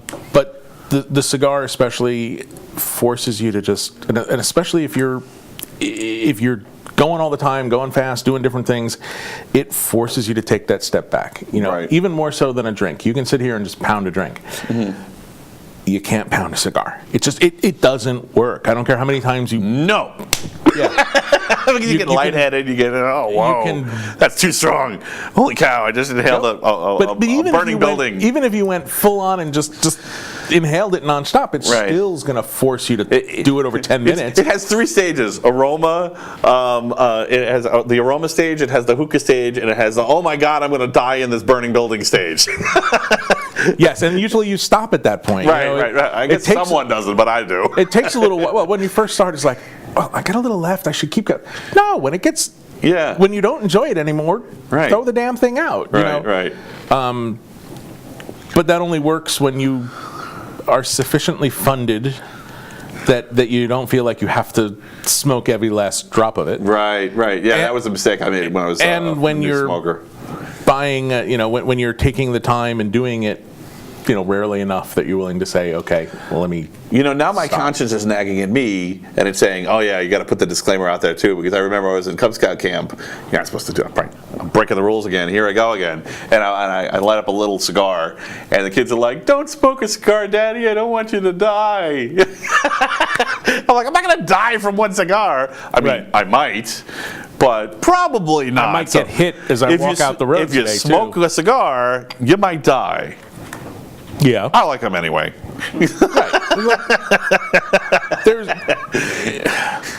the idea that, I mean, this is a larger fundamental idea, right, of self-responsibility, of everything we do is risk. And being able to look at it and say, what is the risk reward? Well, that's part of being in IT. It's really IT important. You cannot survive in IT if you can't do that. Right. But even just being an American, being what is... Well, that's the same thing now. What is risky? What is not? Technocracy, baby.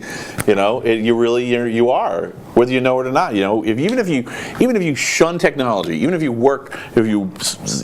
dig ditches or you bale hay for a living and you Or you're avoid as Amish. many, even if you avoid as many technological projects as you can. It's perfect example if you're Amish. You're Amish. You're riding along in your horse and buggy, right? Right. You're cruising along, and yes, they really do that. Or bicycles. There's lots of bicycles. And horse and buggy. That's underrepresented. This is the bicycle part. But you're on a bicycle, especially a bicycle, or on a horse and buggy, and a car comes along at 90 miles an hour and kills you. And then your family finds out later the reason that happened is because the telematics system in the car had been remotely hacked, and the car was being remote controlled, and the person was on a killing spree. Right? Is that your fault? You had nothing to do with that, right? Right. So yeah, it doesn't matter if you're Amish, you're still in the loop, buddy. You use those roads? Yep. Yeah, guess what? Yep. You don't pay attention to politics? Well, when there's a nuclear war, you're going to notice. And that technology affects you, whether you're part of it or not. So yeah, we are a technocracy, completely and utterly. And you can reduce your exposure, risk reward. Yep. But you can't escape it.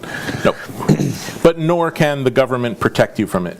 Nor, I would argue, should the government protect you from much of it. Right. They can't come. They shouldn't come along and say, well, why not? Why not? Why shouldn't the government protect you from it? At least not in the United States, because that's not what we're founded on. Right. We're founded on the individual. We're not. Are you saying that because it's wise, or are you saying that because that's just what we've been doing all along, and so far it's worked? I think it's both. I think it's. Nice. I think there probably are three things. I think it's because it's wise. I think there's a historical stare decisis. Don't screw with what's working. And fine, lots of people can argue about what's working and what's not, but. Generally, we're working. I can usually argue both sides of those arguments. Yeah, so can I. Yeah. But generally, if you take a step back and you look at the United States, it's working. We can argue about the little shit, but we have food. The electricity stays on. We all have high-speed internet. Our biggest complaint is that our phone doesn't fold up. Yeah. That. Oh my God, this phone is like 6 ounces. Right. If this is our measure of a problem, I think we're in pretty good shape. Yeah.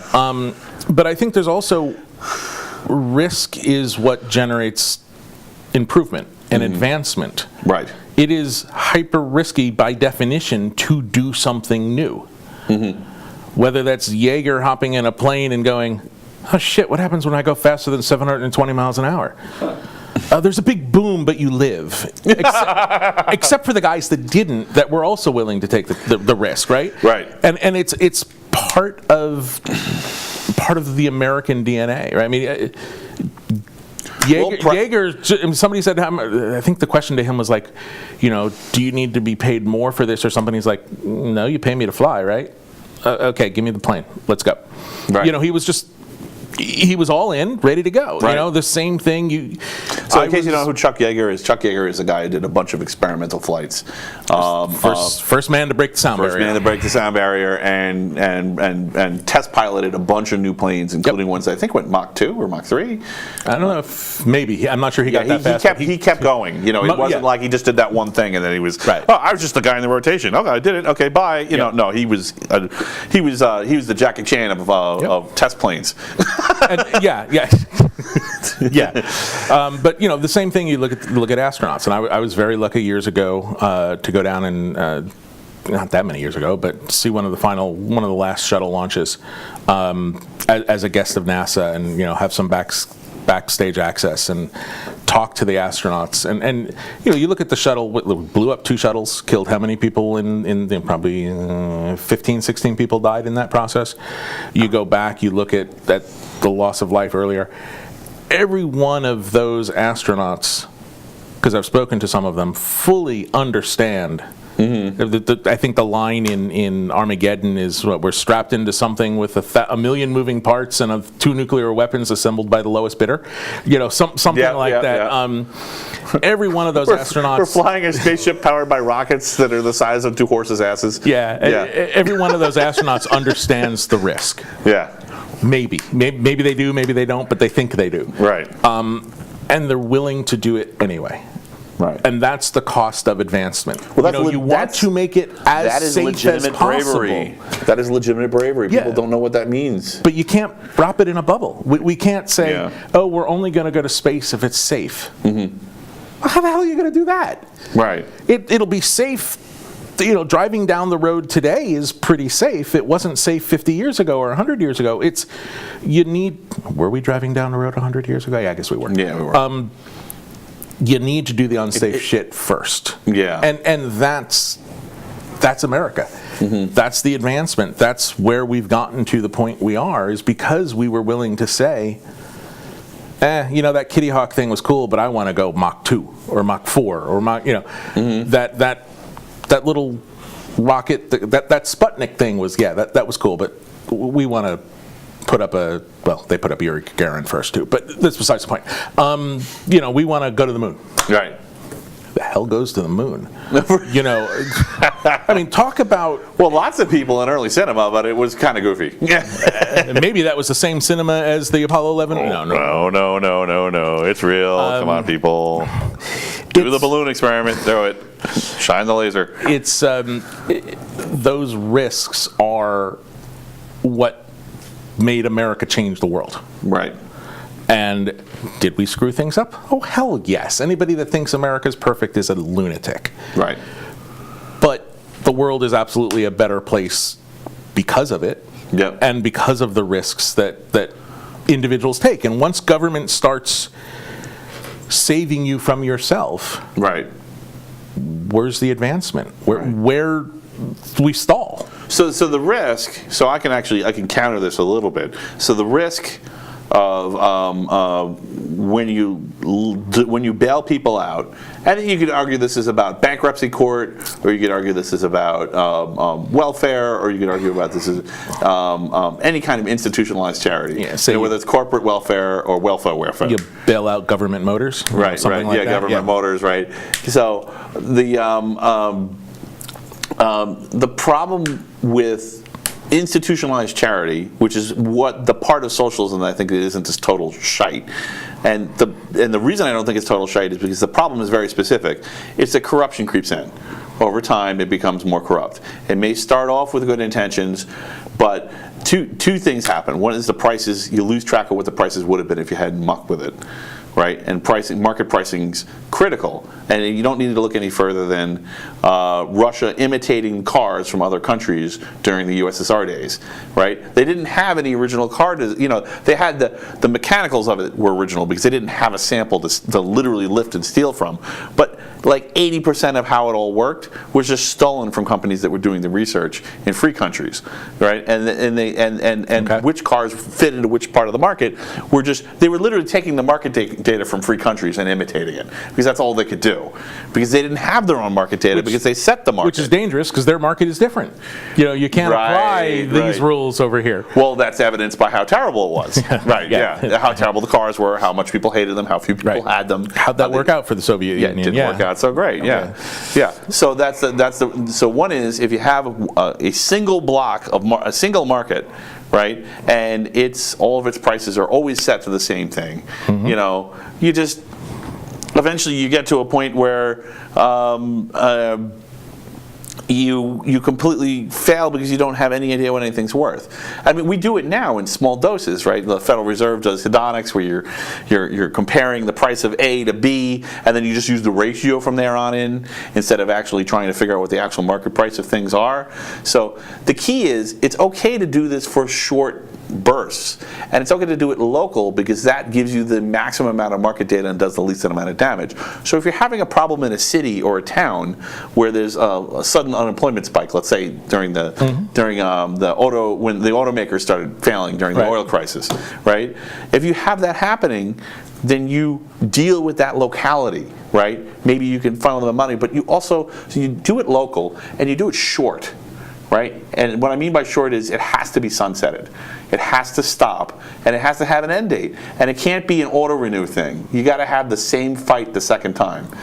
And it has to be an examination of if it worked or not. I've got this. I think a lot of things would go away if that. Yeah. But some things might stay. I can't believe that everything would fail all the time. There would be some successes. No, and maybe they would roll them out on a slightly larger scale at that point. I agree on the sunsetting idea to the point that I've got this theory that every law should have a sunset clause. I think so too. I mean, every law. I think every contract should have a sunset clause. The fact that murder is illegal should have a sunset clause.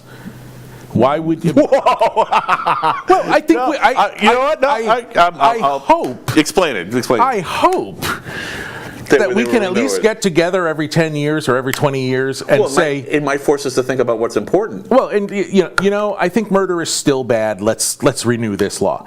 but it forces you to say, I can play it the other way if you do want people, Yeah. Hey, Grand Theft Auto mode, all right. There are a few too many people in the world. Let's just not renew that law.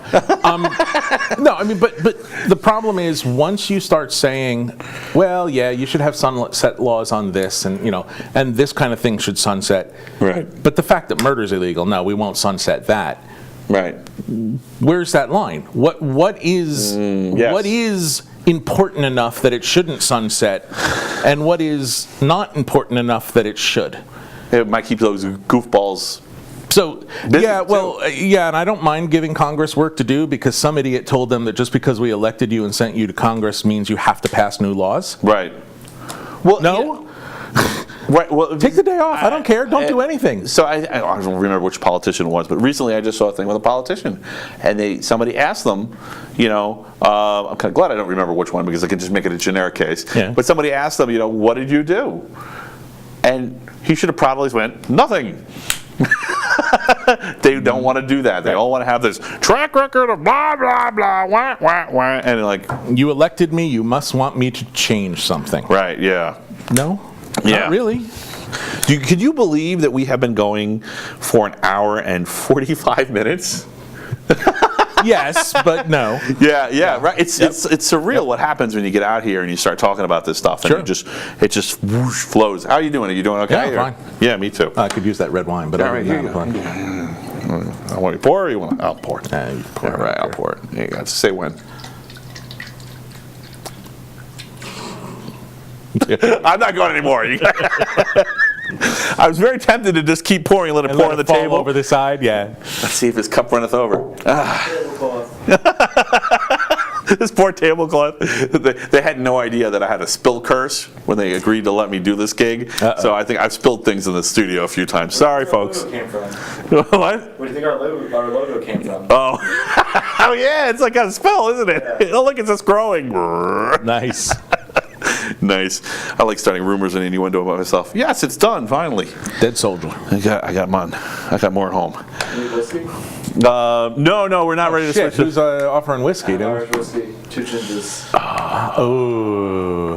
Want some? You can have. No, I'm gonna have. I'm still good now. But just mix it up from coffee to wine to whiskey.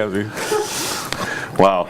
Yeah, well, we don't. So one time I was here and I actually drank enough that I was starting to get concerned that it was the doctor. It was Dr. Kachoba, and I had a doctor on here, and he drank like a half a bottle, and I drank almost a half a bottle too. And at the end, I'm like, I think I'm okay to drive home, and then I did the math, and I was, but yeah, it was nearly a drinking. But was it little? If my show wasn't so long, it would have been drinking and driving. The math is a dangerous line. I kind of think once you start going, I think I'm okay to drive home, then you're probably not.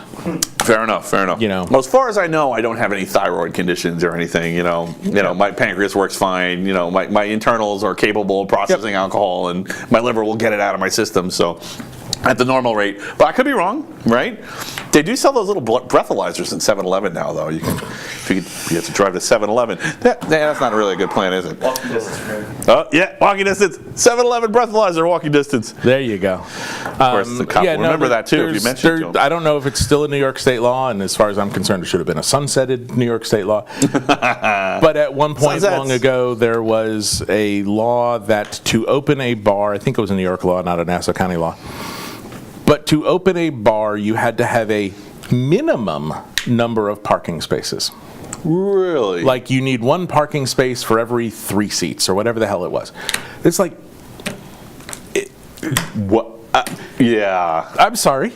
I could see a maximum, or but under what circumstance do you think it's a good idea to say you can have a drinking establishment, but only if lots of people can drive there? Yeah. Well, it was a joke. Like if I I listen to a lot of comedy, and you listen to some old comedy routines from like the 70s and the 60s. Nobody cared. They didn't take it seriously. I mean, they knew it was bad, but they made a joke about it, and everyone laughed, and no one was Sure. worried about it. Yep. And then they Mad started pushing the stats, and they were right. They were totally right. It was out of control. 25,000 people a year were dying in preventable accidents from alcohol deaths. But also at the same time, okay, we fixed it. And now we have a lot more, much more so than before. Right. And now we have Teslas that can drive you home, but they won't let us use them. Fuckers, what are you doing, man? What's the real? Hey, look, they won't let the Tesla. Obviously, there's a law that needs to be sunsetted here. They won't let the Tesla drive you home. But if you happen to be a porn star, you and your boyfriend can put your Tesla on autopilot. Did you see this thing? Yeah. So I'm sure it was California-based because that's where all the porn stars and the Teslas are. No, I saw the Musk tweet about it, but I didn't know what it was about. Okay, yeah, that was yes. Keep telling me about. Tell the story. So, evidently, and I've only known, I only saw it kind of in a passing thing, but some porn star and her boyfriend or whatever put their Tesla on autopilot and had sex driving down the highway. And there's a video of it, so porn star, there's got to be a video of it. Nice. So, and Tesla, I think Musk's tweet was something like, gee, I didn't see that coming, or something like that. Yes, that's the tweet I saw. That was the tweet. Now I know what that conversation makes a lot more sense this time. Yes, it doesn't it? Yeah, so I agree with you in theory that why would you not want the car to drive you home? AI making, this. So there's a great Paul Trapani. What? He's watching too. He's watching. Hey, Paul. So put up a link to on the MIT site to. I don't know if he's going to put it up again. By the way, if you have questions or comments, feel free to put them up on Facebook, and we'll answer questions. So. About a machine learning site on MIT that they're using to help you create test sets so that cars can make ethical decisions about who to kill.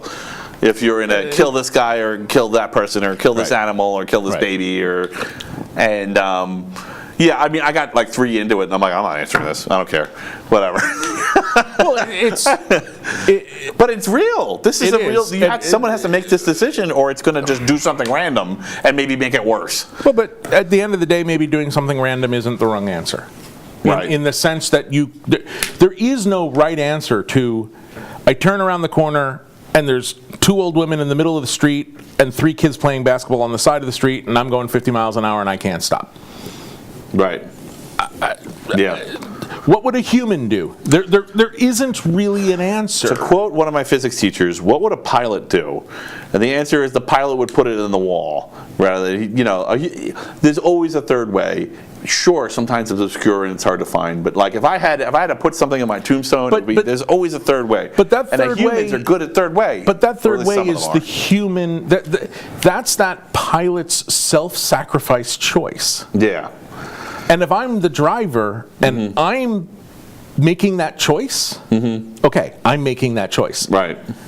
I sure as shit don't want my Tesla making that choice for me. Yes. No, hit the 2 old ladies. I don't care. I want to live. Right. It's a very hard AI problem. The other variation on it, and I go back and see if I can find the video, but there's this video where this guy's talking about the sort of the AI training they do for self-driving cars, and this was maybe 5 years ago, 6 years ago, so a while ago, but not that long. And if I recall the video right, there's sort of this little bit of a muddy video, because hey, look, video wasn't great at that point, of this sort of blob that comes into the intersection of a road and just starts spinning. And he's saying this is, we all talk about fine, the cars are going this way, there's an intersection, they'll stop, they'll go, and then the real world hits. And this video was the real world. That was some old lady in a wheelchair that rolled into the middle of an intersection with a broom and started doing circles in her wheelchair. That's the real world. And all the AI training about these intersections and these rules, and you don't cross the double yellow lines. Yeah, that's all great. And then some idiot rolls her wheelchair into the middle of an intersection and does circles with a broom.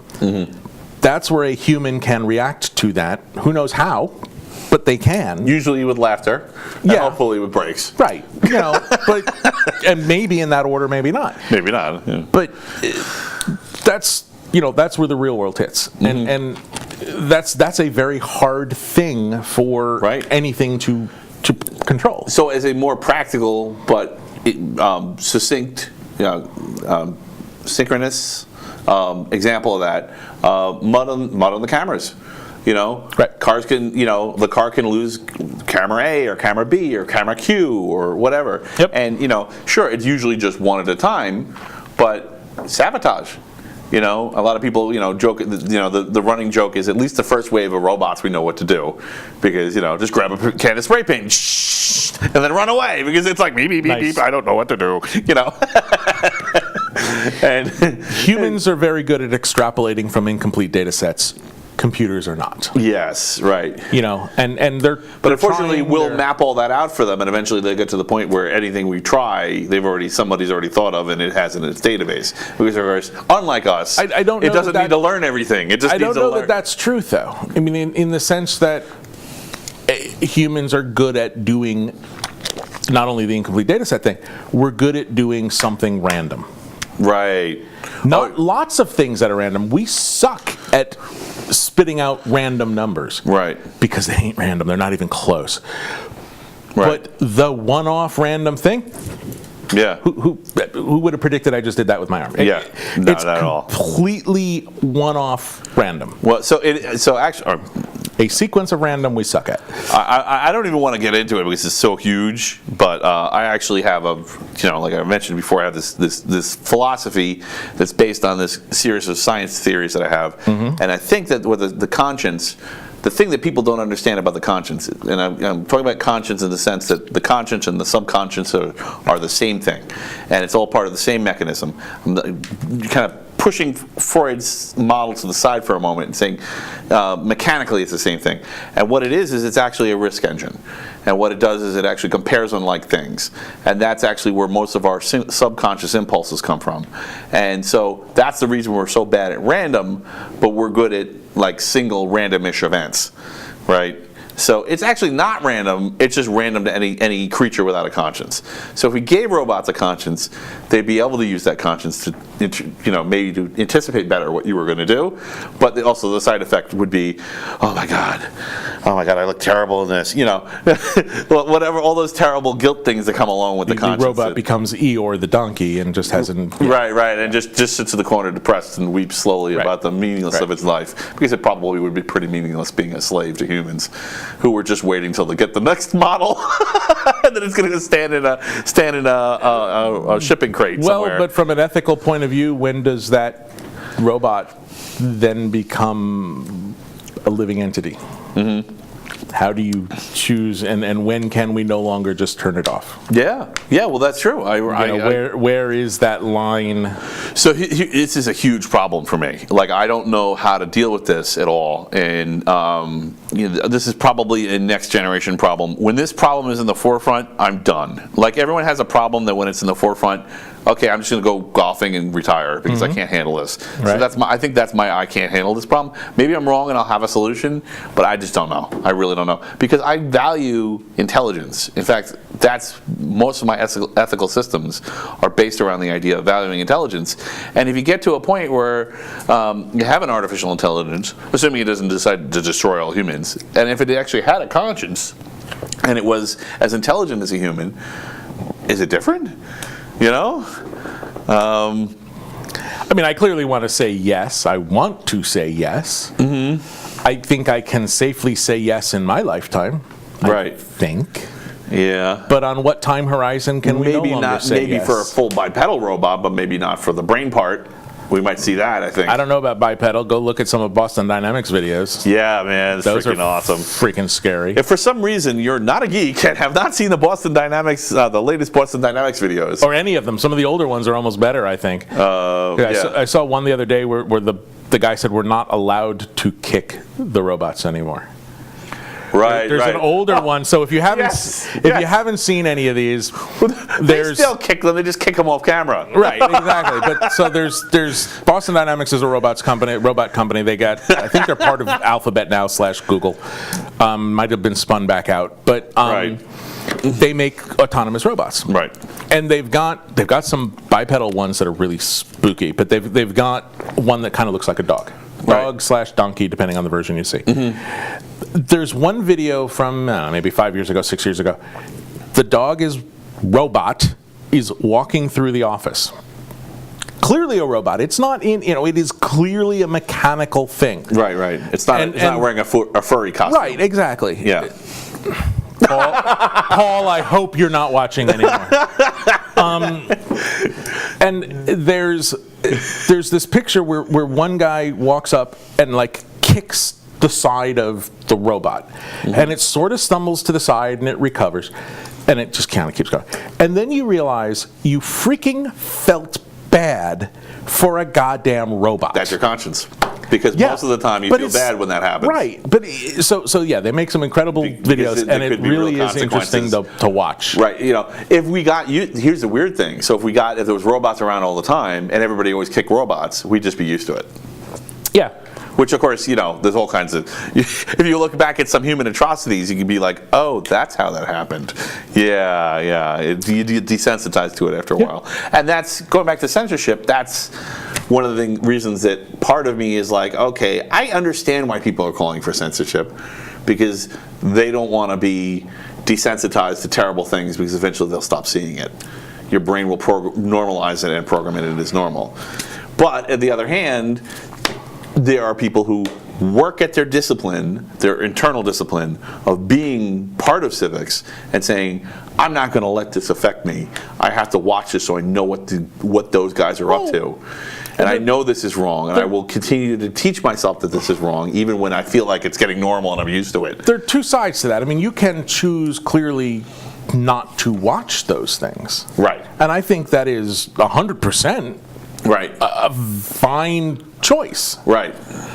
Absolutely. I think that's... But externally, we should not as a society, and certainly not as a government or quasi-governmental entity, make those decisions for you. Right. We should not be saying... Did you hear about the racist AI? No. Because that's kind of on the same, Oh wait, maybe I did. But They put an AI online and they let it into the wild on the internet. Yep. And Okay, within 3 days, it was like a racist, bigoted, prejudiced monster. Yep. Microsoft? Yeah, it was Microsoft that did that. I wasn't sure, but it was bouncing in my head, and when you said that, I'm pretty sure that's There's it. 2 of them. There's 2 of them? Microsoft literally made 2 of them. They both ended up being super racist and taken down. Right. One was Twitter-based, one was chat-based. So I think that's actually a psychopath. What they did is they built a emulation of a psychopath and didn't realize they were doing because it. Because there's no way to do this. There's no empathy engine. There's no It can be done. humanness. I don't know that it can be done. It can be emulated. Well, it can but be I done don't know in the that it sense can be done. It can be. I think our conscience is more mechanistic than we realize.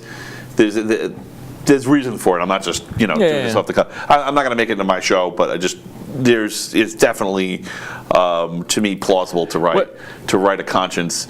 A conscience function. It can be done in theory, or that you would think we intrude can on a do it regular today? basis. I think we could do it today. Is to whatever degree we can write a true AI, not machine learning, not here's a test. Here's a pile of bots. Which bot passes the test? Okay, this is the bot we're using. Right. Not that's machine learning. But when you have an AI that just you introduce it to new kinds of situations with new kinds of stimuli, and it adapts to have meaningful responses. Maybe not the response you want, but a meaningful response for everyone. That would be very human if it didn't have the response you want. Right. Well, sometimes that's what's going to happen. Right. Children throw the cereal on the floor to see if gravity works. Right. They don't know. Only children? Yeah. Well.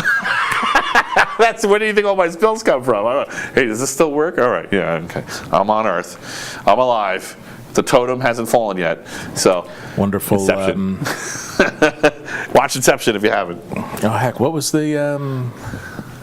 Oh hell, now I can't remember the name of the movie. So never mind. Yeah. There's a great want to see a demonstration of gravity line in Real Genius. Real Genius. Real We were Genius. just talking about Real Genius at the SciSig meeting 2 days ago, and what a great movie it was. That movie. Freaking Val Kilmer. Then again, I spent 2 summers at Caltech, so I love that movie. Was that Caltech in that movie? Yeah. Oh man, that's awesome. Wasn't it? They didn't spin it as Caltech because it was. Caltech didn't want that, but yeah, in essence, it's Caltech. Nice. And I don't know that they were on. Some of it, I think, was actually on premise, but yeah, the concepts, the steam tunnels, the geniuses off doing weird shit. Yep. That's Caltech Yep. to a T. Liquid that nitrogen, is- lasers, popcorn. We went through it. We actually made a list of things you could talk about without actually spoiling it. Just like hints about what the plot contains. I've done LN2 bombs. Liquid nitrogen in a 2-liter Coke bottle. Put the top back on, run away. It makes a big bang. Yeah. It's yep. Big bangs are what chemists are made of. Yeah. And it's a shame that there isn't more big bangs in school in chemistry, because I think everyone's like STEM. I'm like, well, put the bangs back in chemistry. You'll get STEM. But it's not safe. You can't do that. I need to be safe. I want to be happy. One little idiot Susie in the country. That's a child voice, just for the record. The sodium in her mouth. Therefore, we can't have sodium in the classroom anymore. Mm-hmm. Susie was an idiot. I don't care. Let's still have sodium in the classroom. Or the thing that you don't really want to hear, it's actually even better than that, because you could say, well, what about the other Susies in the world? Da, da, da, da. There's actually a better one, which is the school was negligent. They should have been there. They should have stopped it. But the school's not always negligent. Not always. We've gone way too far to the side of anything that goes wrong must have somebody at fault. Yeah, you know what? Now that I said that out loud, see, that's why I look at the show. Sometimes I can say so. I never promised to never be wrong. Yeah, you're right. I could see the problem with that. Undeniably, there are scenarios where institutions are negligent, individuals are negligent. Oh yeah, undeniably. And the great thing about having a court system like ours is you can sue the crap out of them and recover monetary damages from all the money they would have earned for their entire life that they can't earn because of this thing. But if you are fundamentally negligent and somebody, I think that's fair. Mm-hmm. But we've kind of gone over the edge somewhere of this belief that everything has somebody at fault. Right. Shit happens. Accidents happen. Right. We're too far to the side of everything has a recoverable damage. This is something that has to change in our society, or we're fucked. Sorry, we're just fucked if this doesn't change. I'm not even going to dress it up, which is that we have to be able to forgive more. We have to be able to forgive, and some things are just a mistake, some things are just an accident. And the reason I say I just saw this yesterday. I just saw this. Somebody said something untoward in high school. All right, I was a dick in high school because I was a kid. It's not that I'm a dick, it's that I was a kid. Right. We have the advantage of our pasts are clouded in the pre-camera world. Yep. There were security cameras in 7-Eleven, but they kept it for a day because it was too expensive to do anything else, and it was a grainy tape anyway. Nobody knows what you did unless you tell them or there's a witness and they're willing to say. The kids now are not growing up in this world. They are drowning in cameras. They're just cameras, and it's just going to get worse. It's not going to go away.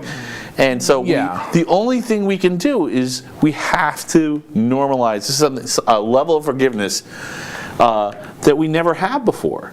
I'm being a pragmatist. I'm looking at it from I love that you were talking about pragmatism, and pragmatism is an American invention, and I'm super proud of it. And this is I don't know about that, but yeah. Okay. No, it is.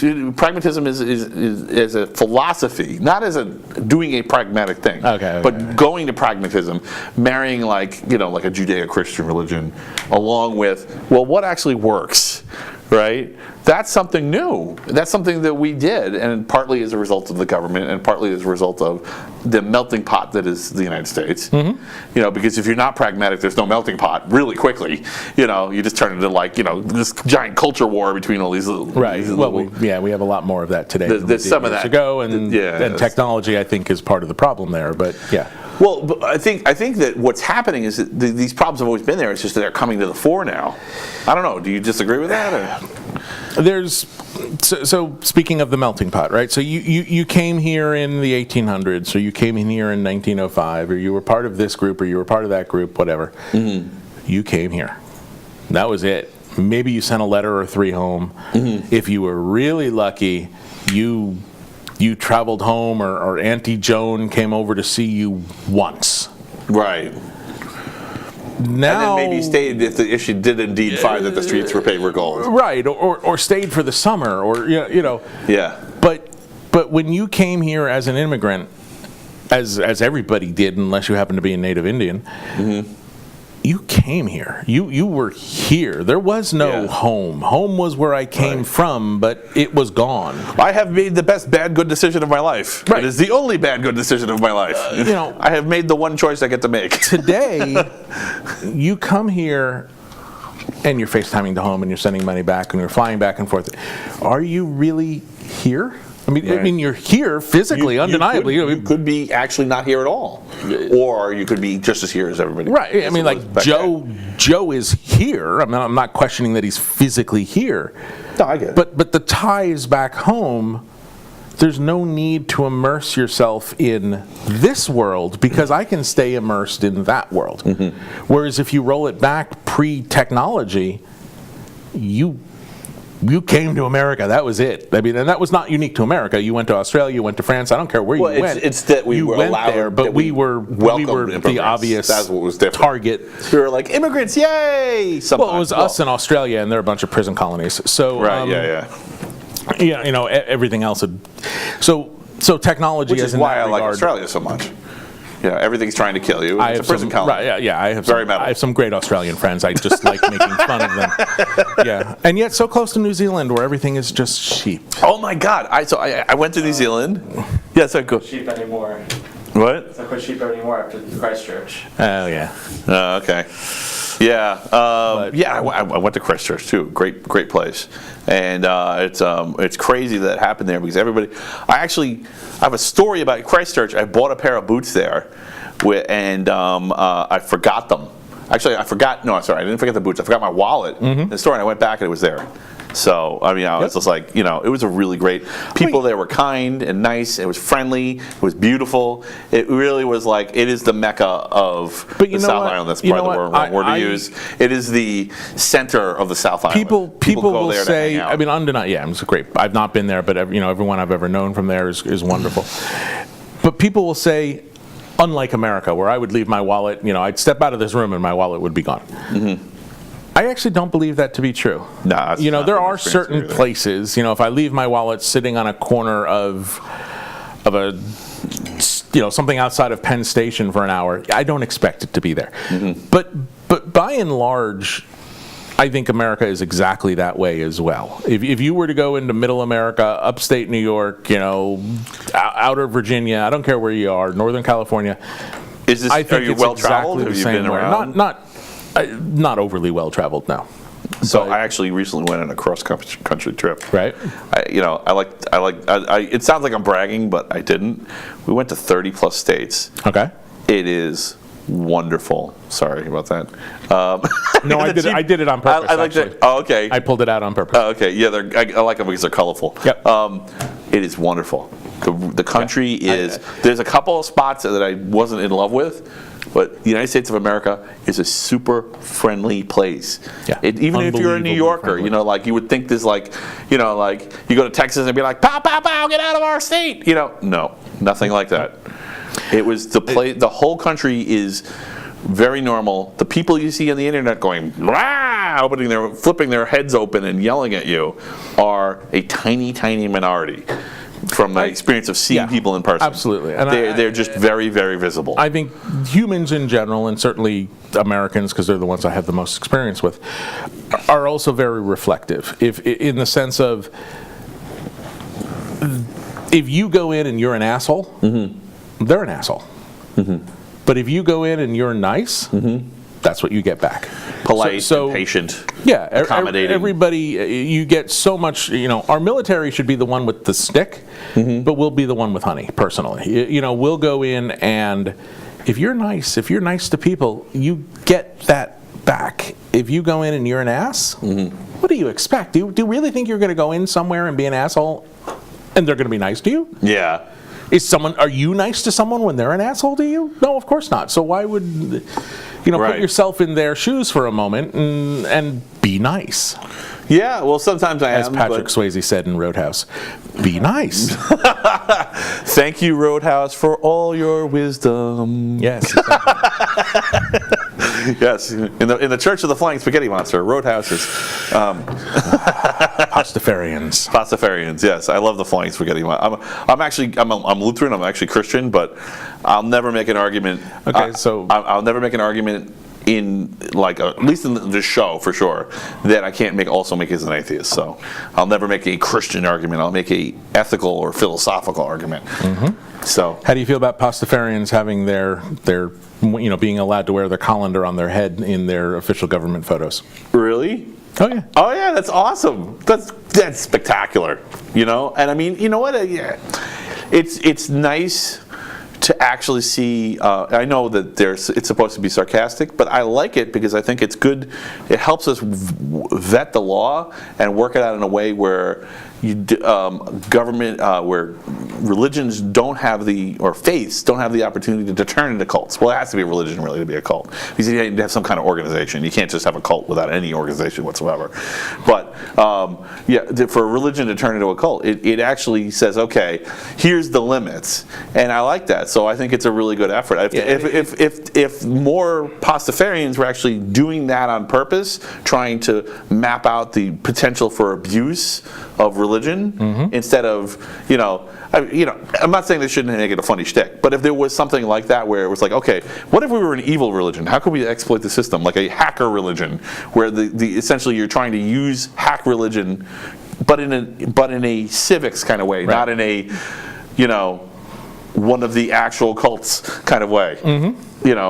I would totally support it. I'd send the money, because I think it's important that that government be able to hold a religion that's competing with the government down. The key to figuring out a cult is, and the thing is, as a society, we haven't defined cult, and the key to defining cult is you can't leave it, right? And what I mean by that is you can't exit the cult without them stopping you either monetarily or physically, or you can't exit the cult. They actively try to stop people from outside of their cult criticizing their cult. Like, not just, you can't say that about us, like actual physical stoppage court cases, using an ultimate authority like a government to attack people. Okay. Yeah. So in those cases, or violence, right? That if we just define cult, it would solve so many problems, because then you could say, okay, well, this is a religion, this is a faith, this is a religion, this is a kind of on the line. Maybe you guys should tell us if you're a cult or not. We're not a cult. Okay, you're all right for now. We're going to ask you again later. And that's a cult. Okay, you guys are not getting any charity. Go away. You're a problem. So. Yeah, I like it because it's that hard. It shows that we can't bottle the definition of a religion. Right. That we can't say, Catholicism, religion, Judaism, religion, Islam, religion, Pastafarians, not religion. Yeah. By what measure? Why is the Pastafarians not a religion? Why? Where's that measure? They totally should be. That? I love that people wrote Jedi on their census. Yeah. I love that people wrote Jedi in their census. I think that's great, and that's a good thing, because it tests the bounds of the system. We should be testing the system.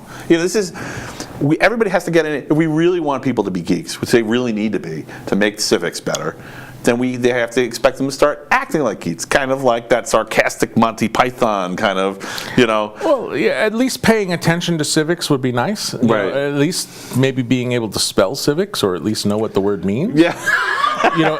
Anywhere, anything. Well, what do you think people should do? Give a thing that you think people should do. Just one thing that someone should. Okay. Research. Don't assume that what you see on Facebook is true. Okay. Almost to the point of assume that. So just go to a fact-checking site and then you're done, right? No. I wasn't going to say it, but yeah, they're pretty bad. No. Sometimes they're right. They're not always wrong, but especially where you can go to the frickin' source material. You can dig all the way down, it doesn't take long. Yep. To say, oh my God, Alabama passed this law and it does this. Okay, what's the actual law? You don't have to be a lawyer. Just read the fucking law. Right. And then draw your own conclusions. And they might be wrong because you're not a lawyer, but at least you've read the law. Or make a geek friend. If you read the law and you're like, he's rolling in the back of the head, make a geek friend and ask him. Or if you a lawyer want friend. if you want to rail on Trump's grab him by the pussy comment, rail away.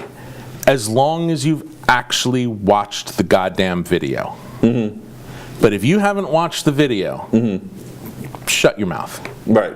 If you've watched the video and you think people- he said, that way, I'm fine. So here's the problem. So if the video is the leaked portion of the video is 20 minutes long, they'll show a 5-second clip on the news. Right. So people have watched the video. No, that 5 watch seconds. the video. Watch the 5-second clip. Right. That's not the video. Yeah. Right. So and I'm not defending what he said there, but at the same time, without the context, you can't claim to have understanding of what was going on. Right. And I just, and the thing that's really irresponsible. So I think part of this happened with the fairness doctrine, and I actually blame Rush Limbaugh for this. This is Rush Limbaugh's fault. Okay. So he was pissed that he had to tell both sides of the story. So he was part of the push to get rid of the fairness doctrine. The fairness doctrine was a FCC rule that was in place to basically Equal time. to equal time for both perspectives. Well, it didn't even have to equal time. You just had to give Conceptually like equal time, yeah. 10% or 15% of the time to the other side. Right. When you made a case. And the idea was it was going to be an antidote for propaganda. The pesky Germans. So so, sorry, Germany. I'm sure most Germans are very nice now. Poor Germany. They really screwed it up with that one. Yeah.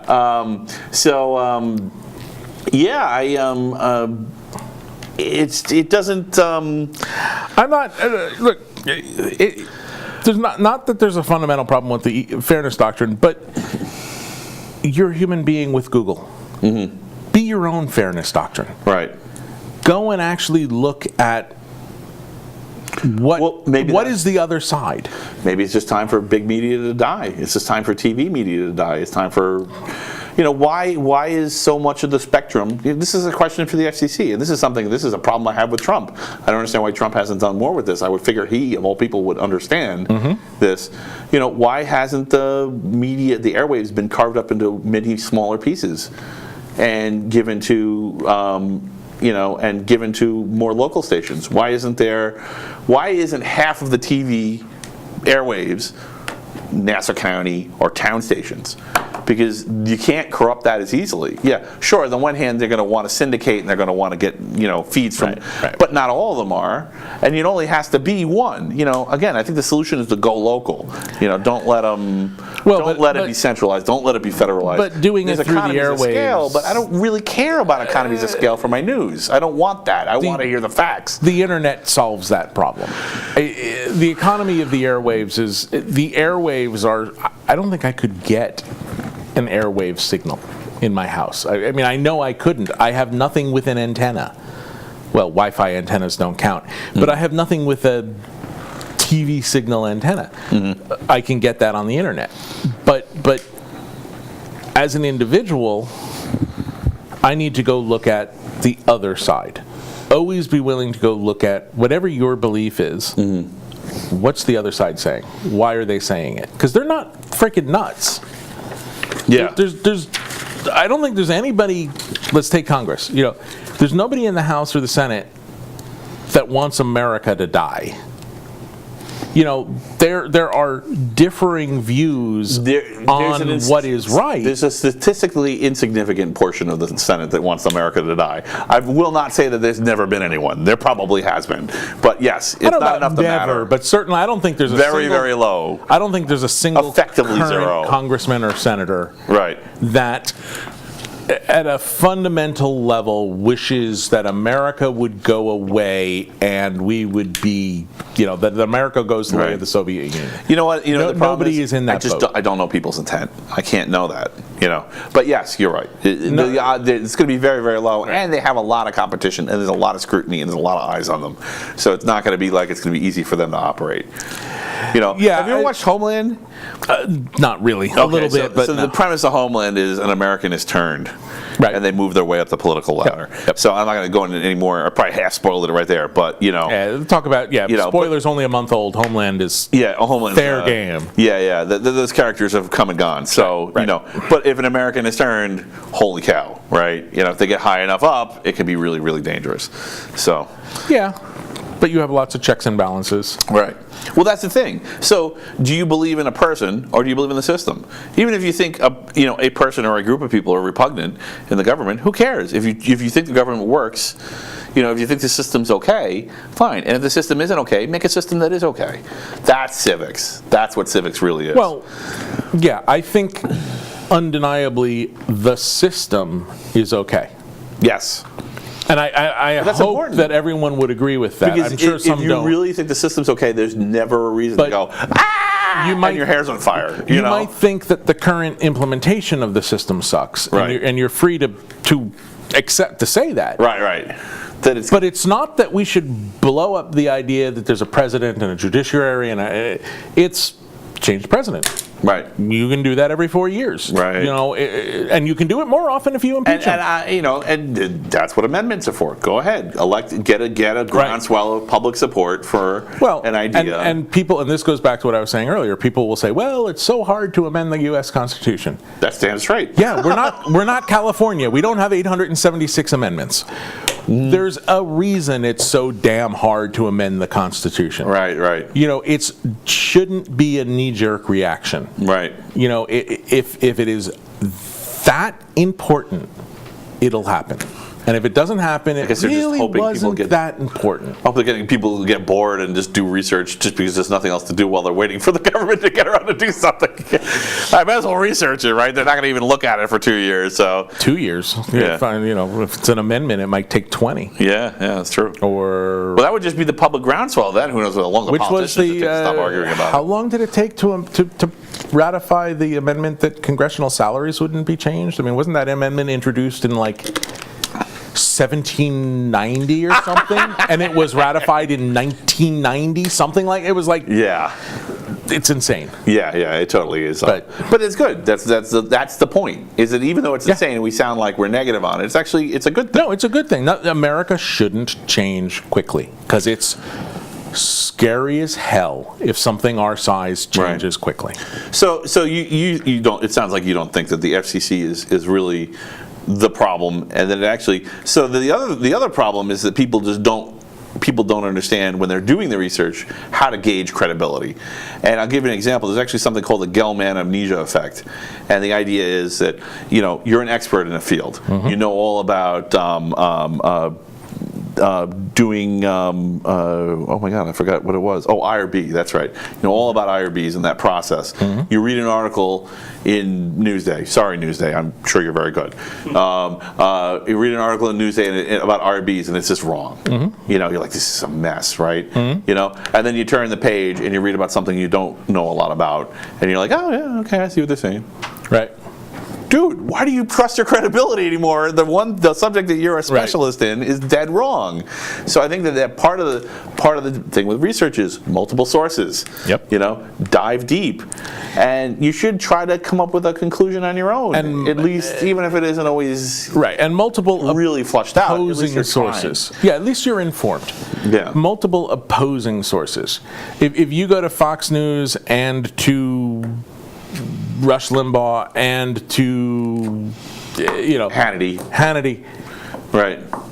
do you expect them to say Coulter. anything different? Yeah. It's shocking when they do. Go see what CNN has to say on it. Go see what MSNBC has to say Right. on it. Go see what, Then go see what 4chan has to say on it. or look at what 4chan has to say on it. One Right. of the two. Then forget whatever you saw on 4chan that had then nothing erase to do your with browser what you were history. looking about. Mind wipe yourself, scrub yourself with Brillo pads. Continue on your quest. Certain things cannot be unseen. Oh yeah, too much information. TMI. But yeah, look at both sides, because guess what? They're both right, and they're both wrong. Yep. And it's a great classic picture cartoon of two people facing each other, and one sees a 6 and one sees a 9. Well, yeah, Right. because looking at it this way, it's a 6, and looking at it this way, it's a 9. Right. Neither one is wrong, No, they're both wrong. and neither one is right. But you've got to be, and be willing to, and it's one of the reasons in debate club, it's always about take the other, and I was not in debate club, take the other position. Right. You believe that abortion should be legal? Great, go argue the illegal side. Right. You believe that it should be illegal? Cool, go argue the legal side. Right. Because if you can't argue the other side, then you don't understand the issue. Right. And it's okay to, I'll even say it's okay to have an opinion on an issue that you don't fully understand. Of course, you should. But you shouldn't be furious with people when they disagree with you. In fact, you shouldn't even be surprised. Right, and you should never be furious with someone because they disagree with you. Because so this is something that's I'm a little scared because I heard somebody joke that debate is dead, and that's a terrifying thought. But debate is critical. I mean, you can't more today it's than a learning. ever. It's a learning process, Yep. and part of the reason we need to learn so much, if anything, it's got to be the opposite because technology is changing so much. What was true 2 years ago isn't anymore. I mean, we're getting to the point now where curriculum, the things that you need to know to work in our industry, which is like arguably the most influential industry of them all at this point, is changing so fast that you can't keep up any. Like a college curriculum, by the time they write the curriculum and you make your way through a bachelor's degree, it's stale. It doesn't mean anything anymore. Right. Yeah. Especially in this industry, and you know what? In fairness to everything we've said, we're in this industry, so we're going to say, especially in the IT industry, and the doctor's going to say, especially in the medical industry, and the lawyer's going to say, especially in the legal industry. But we're in IT. Right. Especially in the IT industry, you can't get it out of college. You can get some of the fundamentals, but what you have to learn is how to learn. What you have to learn is what you know today is out of date tomorrow. Deal with it. And if you can't accept that, or if you think that the way you secure a system is the way you did 5 years ago, or that the way you write a web app is the way you did 5 years ago, or the way you patch systems is the way you did 5 years ago, you're nuts. Right. And this industry changes so fast, it's continual reinvention. Right. And you got to be willing to do that. If you're not willing to do that, if you're going to believe that the way you read a computer program is the way you did 10 years ago, so I think sorry. I think we're getting to the point now where it's even we're starting. There's one of the leading candidates now, Yang, is pushing UBI, and the idea is that as automation becomes more advanced, we're going to get to a point where there's a labor glut. Now you can argue about whether it's happened already, it's happening, or it's going to happen in the future. But I buy it. I really think that this is something that's unique and new. And one of the reasons I buy it is that the problem that he's trying to solve, I'm not necessarily saying UBI is the right solution, but maybe you think that. I don't know. We'll get into that in a second, but I just want to introduce it. We have dealt with labor as a glut before, which is to say that the solution that we've come up with before is to shorten the work week, right? So people used to work, it used to be normal to work at a factory for 80 hours a week or 70 hours a week, and now, and then it was reduced down to 50, and then it was 40, and there's really no reason that we couldn't reduce it down to 30 again. Okay. So now the universal basic income, right? Yeah. So, and the argument is that people would just get a check. So I think that the problem is real. This is kind of like the thing with socialism and Marx's take on it. Marx's creation. The problem is real, but the solution isn't. I think that the UBI could solve it, but I think a better solution is the one we've already tested, which is a shorter work week. Do you see that in the field, that automation's coming along and taking jobs away? Is automation, so let's take exactly what you said. Is automation coming along and taking jobs away? Yeah. Oh, 100%. Yeah. But it's been doing that for 500 years or 1,000 years. I personally replace people with scripts. And we replaced horse and buggy with a car, and we replaced children in a warehouse in a factory. That's what they call it, where they make things. Where they make people. That's good. Yeah, I did say that. No, that's fun. I know. Yeah, with machine automation. I mean, this is nothing new. Right. I mean, to say that Of course. and yet, and this goes back to that risk. Historically, America has said, "Oh, fine. You want to replace our farming with a tractor? That's okay. We'll make cars. These are the new thing. Oh, you want to replace our cars with some machines? We'll make airplanes, or we'll make rockets, or we'll make the internet, or we'll make." Because we're a very industrious group. Right. We're freaking conquered a continent. It's in a few years. Right.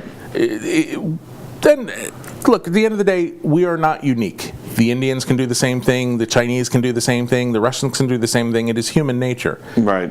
I live here. Yeah. I care about how we're going to do it. And I'm not going to make any excuses for American exceptionalism. This is where I live. I want it to be exceptional. Why would you not Well, that never it to makes be exceptional? the idea that you wouldn't want it to succeed. Yeah, it's like, is bonkers. duh. And someone would argue, oh, it isn't. It's just that blah blah blah oppression, and but there's a counter argument to that. Oh, thank you. Oh God, for a second I was worried that was that much two gingers, and I was no, I'm good. Yeah, This is like 6 figures, dude. We're gonna die. No, I just won't go there. So it's yeah. Are things taking away jobs? Yes. Yeah. But guess what? We should be able to come up with new industries, new worlds where those jobs are where those individuals are now doing this. Clearly, we should be measuring it. We need to stay on top of it. And there's There's never a problem with measuring anything. Why you cannot change what you don't measure. You cannot even have an informed discussion about what you don't measure. For sure. UBI. How do you want to define UBI? I mean, and I'm not asking you to define it, but I'm asking you to define it. Do we have a? I actually have already said I don't think it's the solution. I'm not a huge fan. I think the labor glut is But be careful real. because I mean. But I'm not sure that UBI is the solution. UBI. Okay. Yes, UBI means we all get a check for X dollars a month or X dollars a year. Well, but we kind of get that today. It's called the roads. It's called the electricity. It's called clean water. I mean, okay, so we're going to turn it into a check that I can put in my bank. Okay, but really it's not very different from fundamental infrastructure. So you could just argue it's going to increase liquidity. The counter argument that I've seen seems to be that it's going to increase liquidity, and that's going to create higher prices. Just like a higher minimum wage will do that. It's going to end up closing businesses and so forth. But it's yeah. I mean. I'm not a fan of UBI. I am a fan, and I again, this is one of those. I hope everyone is a fan of something that provides minimum livability. And now I'm not saying there should be a minimum. Well, there probably should be a minimum wage. There is, but I hope we can all agree that people shouldn't be dying of starvation in our streets. So somewhere we have to do something.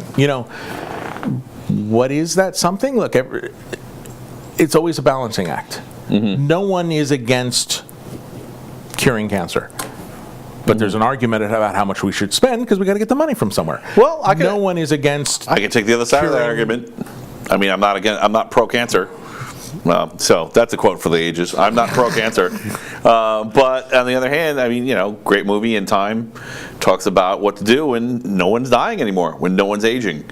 We could theoretically. I would not be shocked if in 2020 we cure cancer and stop aging. We're that close, where it's plausible. I am willing to accept that today there is somebody alive that lives to be at least 150 years old, if not 200 years old. Right. Does that mean that everyone's doing that? No, of course not. But look at history. What was our average lifespan 10 years ago, 20 years ago, 50 years ago, 100 years ago? And medical technology is just improving faster and faster. Right. I'll solve that problem when we get there. Okay. Let's solve the problems we have. I don't want to not prevent Sorry, people man, from dying just I'm in a case we futurist, have man, too many you know? people. Yeah. Let's solve that problem then. Right. Well, for sure, there has to be a today to be a tomorrow. Right. And we definitely have problems today, and I'm Right. not saying they shouldn't be solved. And yes, I think we should cure cancer. And so Linus Torvald had a great quote about this. I'm just playing devil's advocate. Good. That's Linus- called debate. That's Yeah. called discussion, right? Right. So Linus Torvalds had a great quote about. I know you're from the Microsoft world, but He's had several great quotes. Yes. it was. It's not all about. Well, one about Nvidia, but we'll leave that alone. All bugs are shallow with enough eyeballs, but it was the one where someone asked him about patents. How do I avoid running afoul of software patents? He said, don't worry about it. Just write the code. They'll let you know. Right. When they let you know, then you do something about it. Right. So Yeah. I mean, it's kind of right. You have to be prepared to fail. And actually, this is one of the things that's as things speed up. And this isn't just on a social level. This is also on a technical level too. As we make more choices more quickly, there's going to be more failures, and that's why forgiveness is so important. Not just because it's transparent society and there's cameras everywhere, but also because the rate of innovation is just going to fall off a cliff if everybody's sitting there like, I can't I'm mess up. afraid I got to to get do every this. little, Yeah, exactly. every little step has got to be exactly right. Well, and If a person apologizes, they probably mean it. It's been my experience. It's hard to get people to apologize. Usually, they don't want to do that. Right. If they say they're sorry, they're probably sorry. yeah, I don't know. Yeah, you want to at least make new mistakes. Learn from our mistakes and let's Yeah, make new well, that's mistakes. if you're making the same stupid But, mistake over and over. You're not really sorry, are you? Well, but even learn from other people's mistakes. Right. If they did that, let me not make the same stupid mistake. I can make a new stupid mistake. But there's also There's be always aware room for of more mistakes. Right, but also be aware of where you are in that kind of to Linus's comment about the patents. Don't Right. worry about it now, worry about it later. You look at like architecture videos coming out of Twitter or Facebook and things like that, and this is how we do this, this is how we do this. And it's great to learn from those. But actually, they'll be the first ones to tell you, this is how we do it today, at our scale. At Facebook scale, at Twitter scale. That's not how we did it 5 years ago, or 10 years ago, or 20 years ago. And if you're going to create a system, be aware of what we're doing. But start at your scale. Do something that makes sense for your scale system. Scratch your own itch. Yeah, don't deploy Facebook scale Right. when you're 1 5 customers. million instances. Right. Yeah, exactly. Almost to the point, and someone will say, well, I'll only spin up 1 or 2 instances and I can spin up 1 million when I need them. The whole idea of having spinnable instances might not make sense at your scale. Right. Why we don't have spinnable instances, and we serve a whole hell of a lot of users Right. in some definitions, and a jokingly few number of users in a Facebook definition. Right. But I'm not going to model for half of the planet. Right. Yeah, well, you don't always need to use induction, right? That's the bottom-up approach, and that's so. Yeah, I mean, you don't need to deal with N if you're never seen more than 2, and you can't even talk about it until you get to 10. Why? You don't even bother. Just roll out a static, simple, local case, and then you'll deal with it when it comes. Right. And And if you're wrong, be like, look, nobody could show me the trend where this was going to come. I mean, it's one thing if you have a trend in front of you and you can see it starting to hockey stick. Yeah, you're like, but even- we got a year. That's like, Right. okay, it's a now problem. Our deployment's going to be 6 months. That only gives us a 6-month error rate. We got to deploy now. But on the other hand, if you have a chart and it goes like this, you're like, that could be a hockey stick or it could be flat. We don't know yet. right. Yeah. I mean, and everybody wants to be. You got to wait for the knee of the curve, right? Yeah, and everybody wants to, I'm going to grow. I'm going to have 50 million users. I'm going to have 100 million users. Dude, you got to get 1 first, and then 2, and then 4, and then 8. Right. And then you can, And manage to not piss them off. Right. Yeah. And at the same time manage to pay your employees, and at the same time manage to pay your mortgage, and at the same time, you've got so many issues to deal with before you worry about Facebook scale. So recently, speaking of Facebook scale, well, actually Twitter scale, Jack Dorsey said something about subscribing to the older ethos, the 90s ethos, that code is law. That whatever your code is, that's effectively the rules. And that he sees the legal system as just like something to get in line with that, to just educate them and say, look, this is how the code works, so that's how you've got to work. Do you see that as true, or is code law, or when is it not law? In the sense of truly law, like in the sense of the legal system? Yeah, well, No, obviously, not at all. Obviously, we can't replace every judge with a short script. That's insane. That's not what I'm suggesting. No, but I don't think that's what he's suggesting either. I mean, code is clearly law Maybe it is, I don't in know. the computer system. I mean, the code is what it does. Right. I don't care what your documentation says. I don't care what your grand architecture is. I don't care what's on the whiteboard. Mm-hmm. The code is what the damn thing does. Right. So in that regard, it's law. Mm-hmm. But if you mean like the legal system, I think it's orthogonal to the code. I don't think there's a tie-in. They're different. Right. I don't know where Dorsey was going with that. Yeah, well, I think that he was defending the hey, it's our property, our code works like this, suck it up, because the only thing we can do, like as an example, they started pulling blue check marks away from people when they didn't like what they were saying. On Twitter. And originally the blue check marks were just supposed to be a verification that you are who you say you are. Right. So, and then they turned it into a political weapon. And he was confronted about this. And it wasn't in exactly the same context, so I don't want to misrepresent it. But, he's basically saying, hey, look, shortly later in the conversation, he said, code is law.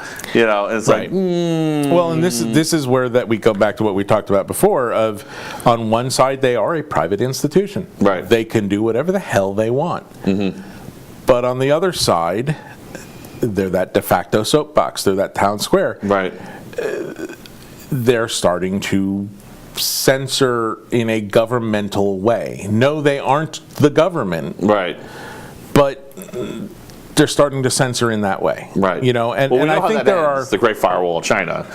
And running software pattern recognition stuff to basically, and punishing people openly by humiliating them who don't fall in line socially. I mean, China's like completely gone full Big Brother, and they're not even hiding it anymore. Yeah, I mean, so we know where the slippery slope ends. Humiliating them is a little bit of a. That's not real. That'll never happen. It's happening. For sure. Right. But humiliating them is a little bit of a different story in the sense that I like social pressure. And you're on Facebook, mm-hmm. You're on Twitter, mm-hmm. You're on public forums. Mm-hmm. Why are you surprised that something you posted on Facebook is public? Yeah. It's Facebook, people. Yeah. It's not your diary under your bed. It's Facebook. Yeah. It's, no one should have seen that. How much did you pay for that system? Nothing. Right. Well, then what the hell makes you think you have any claim to privacy on this system? Maybe because it's the currency that's invested. So here's the thing that I haven't been doing. So I don't have a lot of friends on Facebook, and I don't have a lot of followers on Twitter. And actually, I'm on Gab, and I have a ton of followers on Gab, and there's different stories behind all of them. Mm-hmm. So I joined Twitter back when it started, like 2009, and did nothing with it for 5 or 6 years. Right. And then I went and I actually started using it, and everything was fine for the first year, and I grew, and then all of a sudden I stopped growing. Mm-hmm. And it's very mysterious. It's like, why did I stop growing all of a sudden? And I'm fairly convinced that I'm shadow banned, and there's a reason for it. So on Gab, I have about 10 times the number of followers. Okay. And I've been doing that for about the same time as Twitter. Okay. I'm posting the same thing on both. Mm-hmm. Twitter is orders of magnitude bigger in user base. Right. So, and on Facebook, I actually just was answering friend requests. I didn't send friend requests up until, that's one of the reasons my thing is so, my group is so small. And the thinking was, and the reason I didn't do Twitter at first, and the reason that I haven't really gone out and reached out to people on Facebook, is because I saw my network as having value. I know a lot of people, and I'm like, why should I give them that for free? So I'm actually giving them something when I'm telling them who I'm friends with and I'm interacting with people in public, and you can see the whole thing. Now, is that $1 million asset? No. But cumulatively, over the course of however many years you're on those things, yeah, I think those assets have value. You could even argue that even your interactions themselves are copyrighted, if you want to look at it from a legal point of view, and and if you're looking at it from an ethical point of view, that maybe that's not necessarily wrong. That you should be expected to get some kind of value whenever you interact with a system that not only are they creating value and giving it to you, but you're creating value and giving it to them. Now I know this is like a little dangerous, right? From looking from your perspective from software as a service, Yeah. So this acronym always scares me, but I'm going to put it up there. Shoot. I am not a lawyer. I am not a lawyer. There it goes. That was awesome. Field goal. Anal. But Well, I'm not asking from a legal point of view. Right. So I mean, I would argue that kind of definitionally, your posts. Don't worry about it. Your posts are copyrighted. Right. Definitionally, anything you write is copyright you. You do not have to register a copyright. You do not have to. It's yours. Right. But at the same time, and you signed it away with the you EULA. put it into the public forum, right? Right. Doesn't make it public domain. It's still they copyrighted by you. The fact that you have to sign a EULA tells you that those companies recognize this as a real right. Right. And then they're like, oh crap, we better cover ourselves. And eventually But you chose to put it into a forum that you granted them a license to use it, to present it to others, to, that's different from privacy. It's, I don't want these people to see these things. Well, then stop putting it in a public forum, you twit. It's right. Especially something like a Twitter or I locked down my Facebook so no one. Well, then you miss the whole idea of the social network. Right. It's. Yeah, well, Facebook likes it when you do that because then they can use they don't care because they get the trend analysis either way. But yeah, I mean, I agree with you. I tend to think this is why I haven't really, and recently I realized that because my role changed, being a president of a user group, being a member of being a person running a user group, this is like I worked hard for this. This is mine.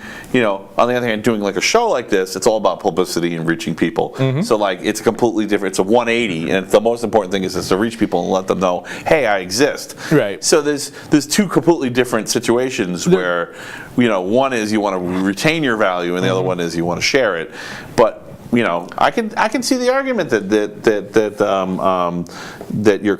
when a person interacts with software that their content is.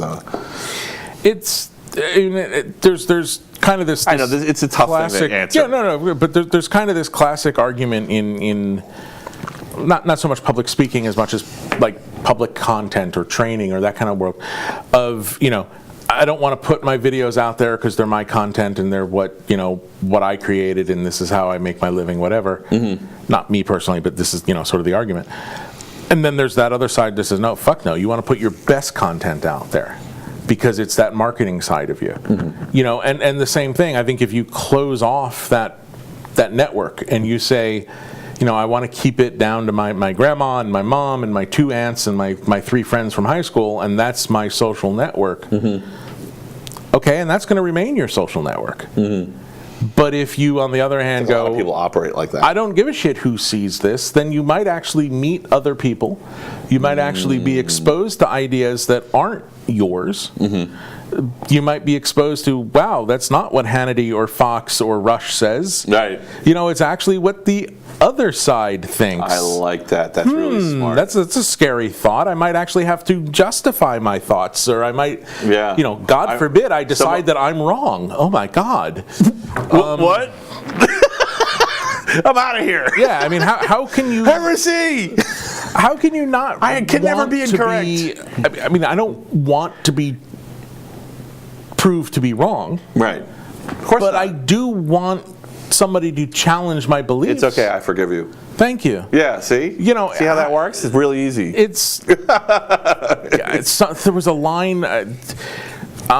It was a strong convictions loosely held or something like that, you know. But this is what I believe, and this is how I'm going to move forward, and this is how I operate. Oh, I was wrong? Yeah. Oh, okay. This is what I believe, and this is how I'm going to move forward. There's nothing wrong with that.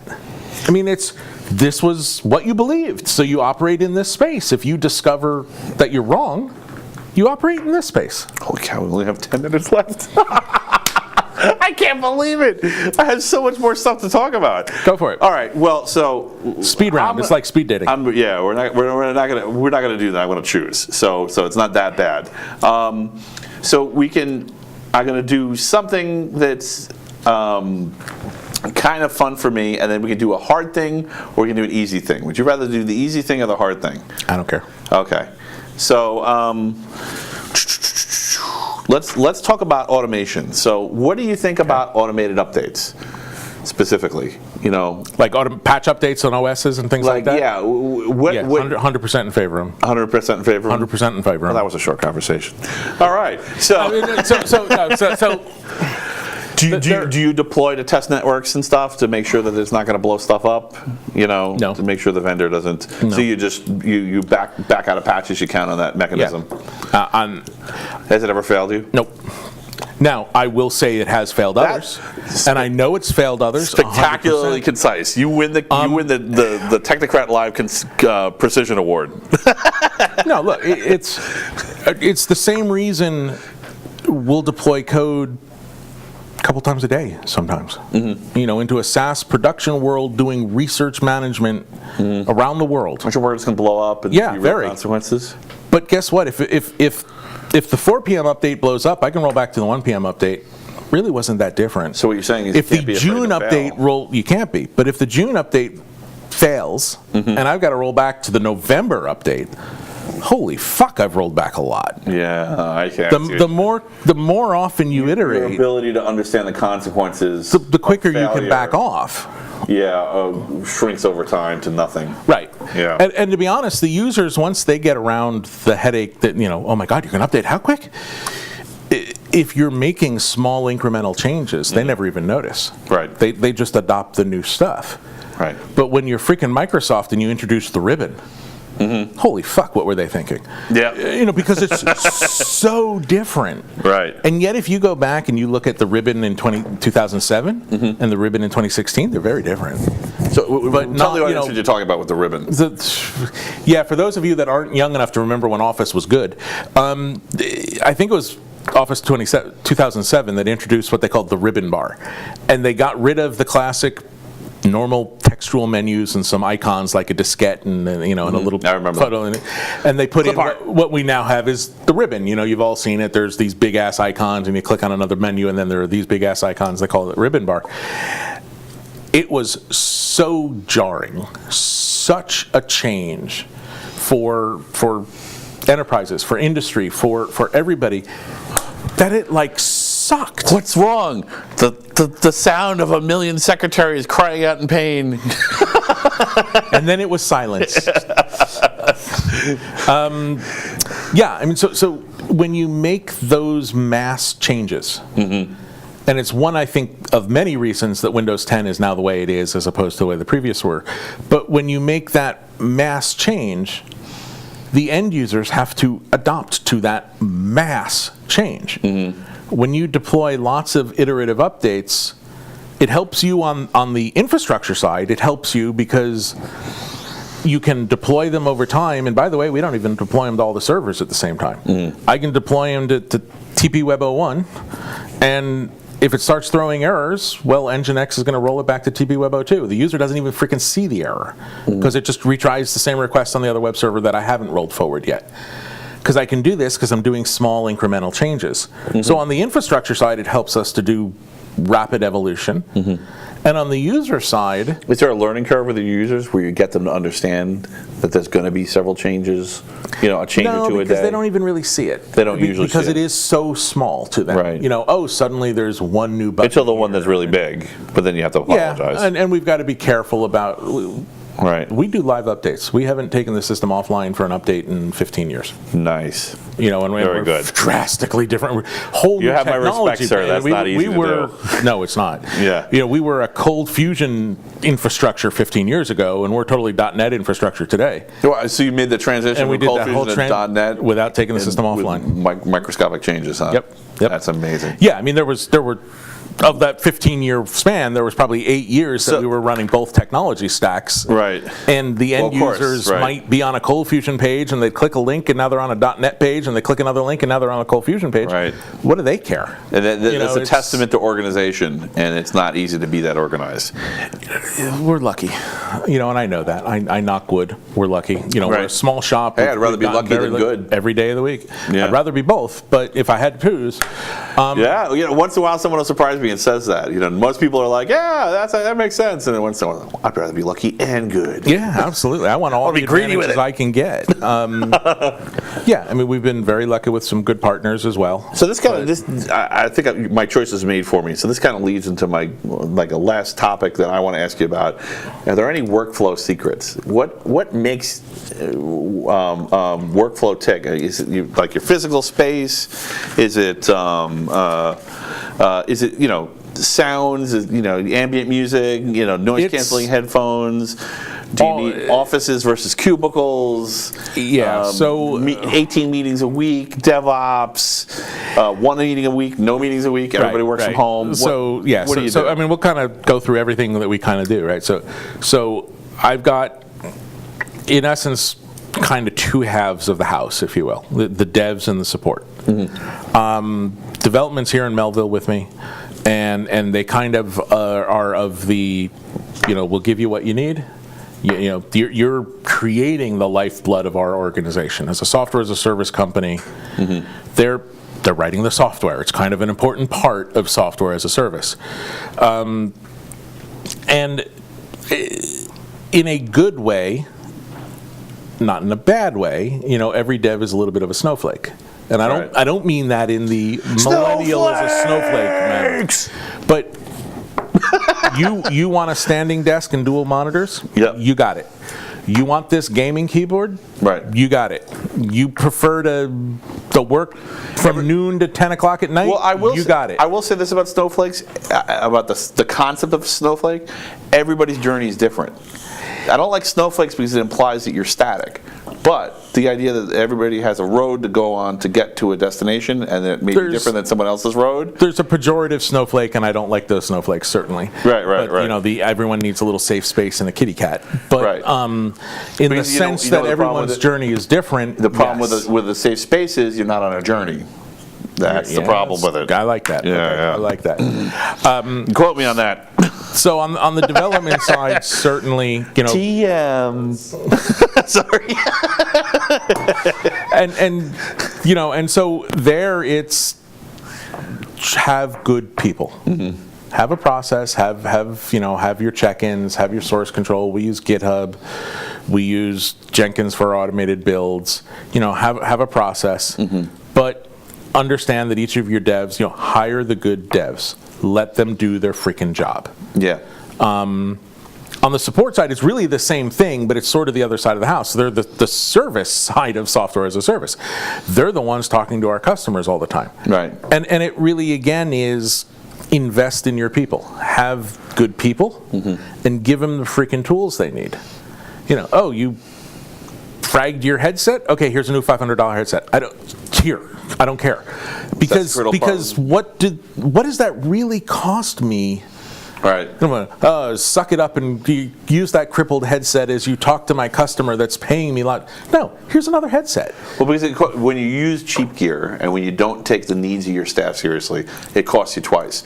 Yep. Once it costs you in the actual productivity and how that's damaging what they're doing day to day. Right. And it costs you in the frustration from the person saying, Right. you're being penny smart and dollar stupid, Yeah, I mean, I've on both sides, the cost of that person, whether it's the developer or the support person, is astronomically higher than their special headset and their special keyboard and their adjustable desk. And I mean, I've got a standing desk now. I love it.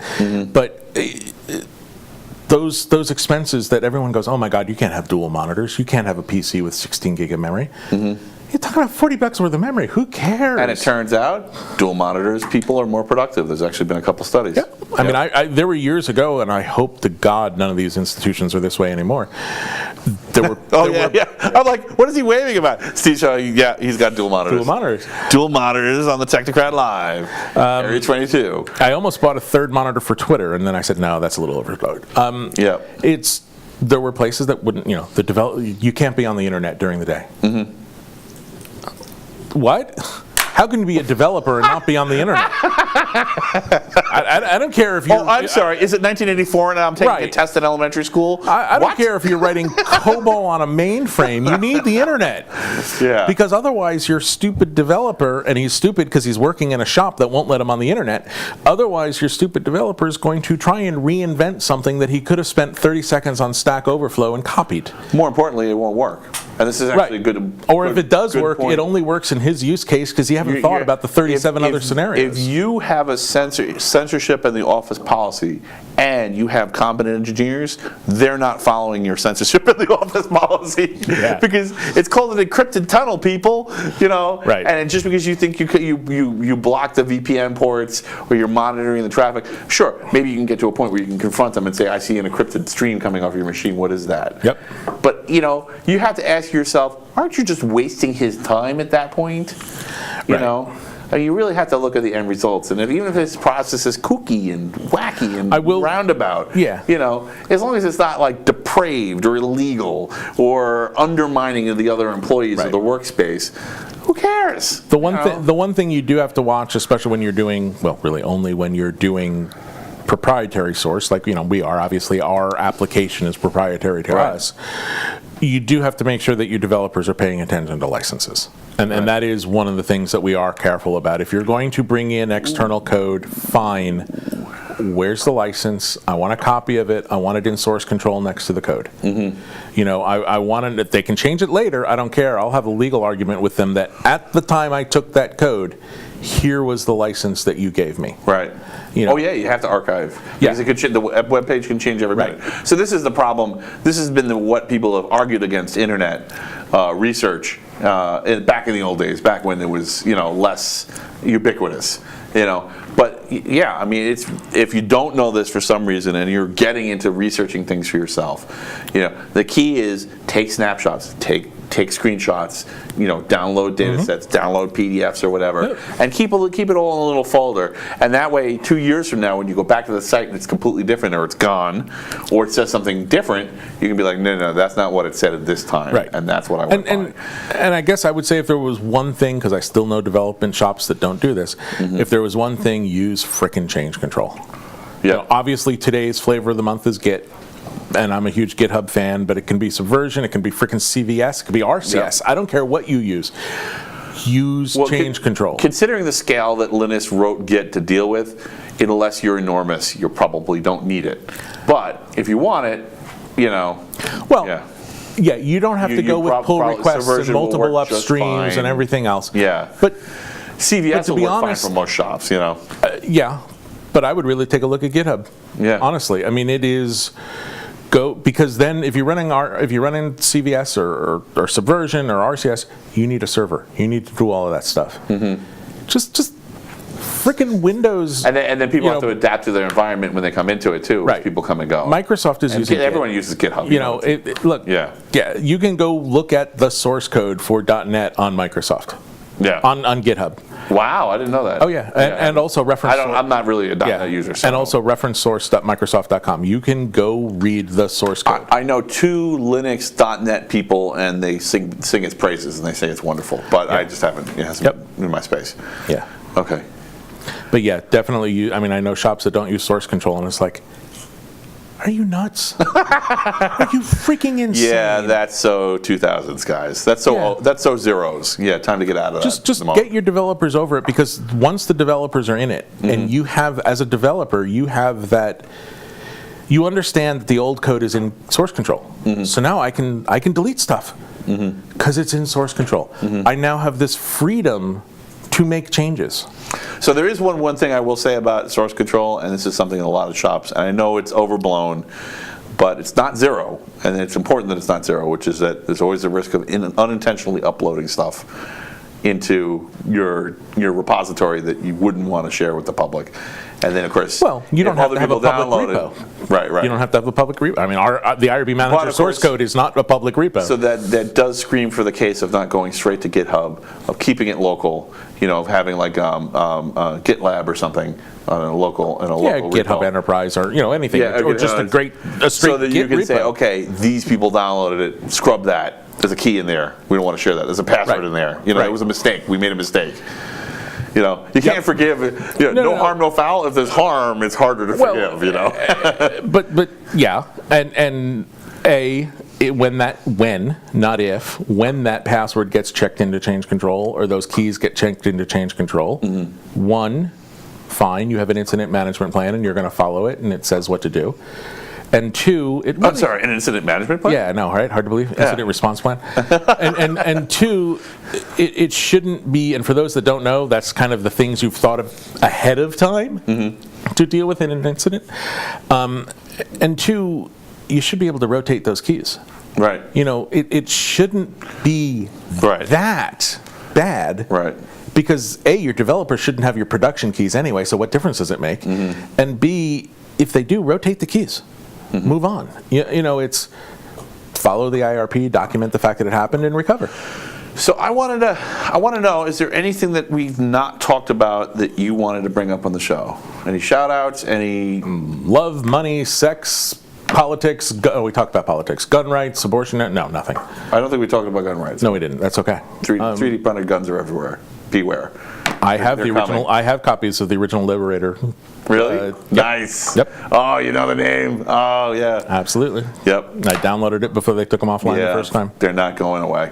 They're not going away. They're everywhere now. It's the modern version of the Anarchist Cookbook. Yep. Yeah. Dead bang on. Thank you so much for being on. My pleasure. Thank you very much for having me. It was really awesome. Happy Thanks, to be here. everybody. Good night. And next week we're off. There'll be some replays, and after that we're back on. So see you in a couple Thursdays. Thank you very much for having me. It was great. Yeah, it was great. Thanks so much. No problem. Thank you. No, thank you. No, thank you. No, thank you. Fine. Thank me. Thank you very much. Thank you.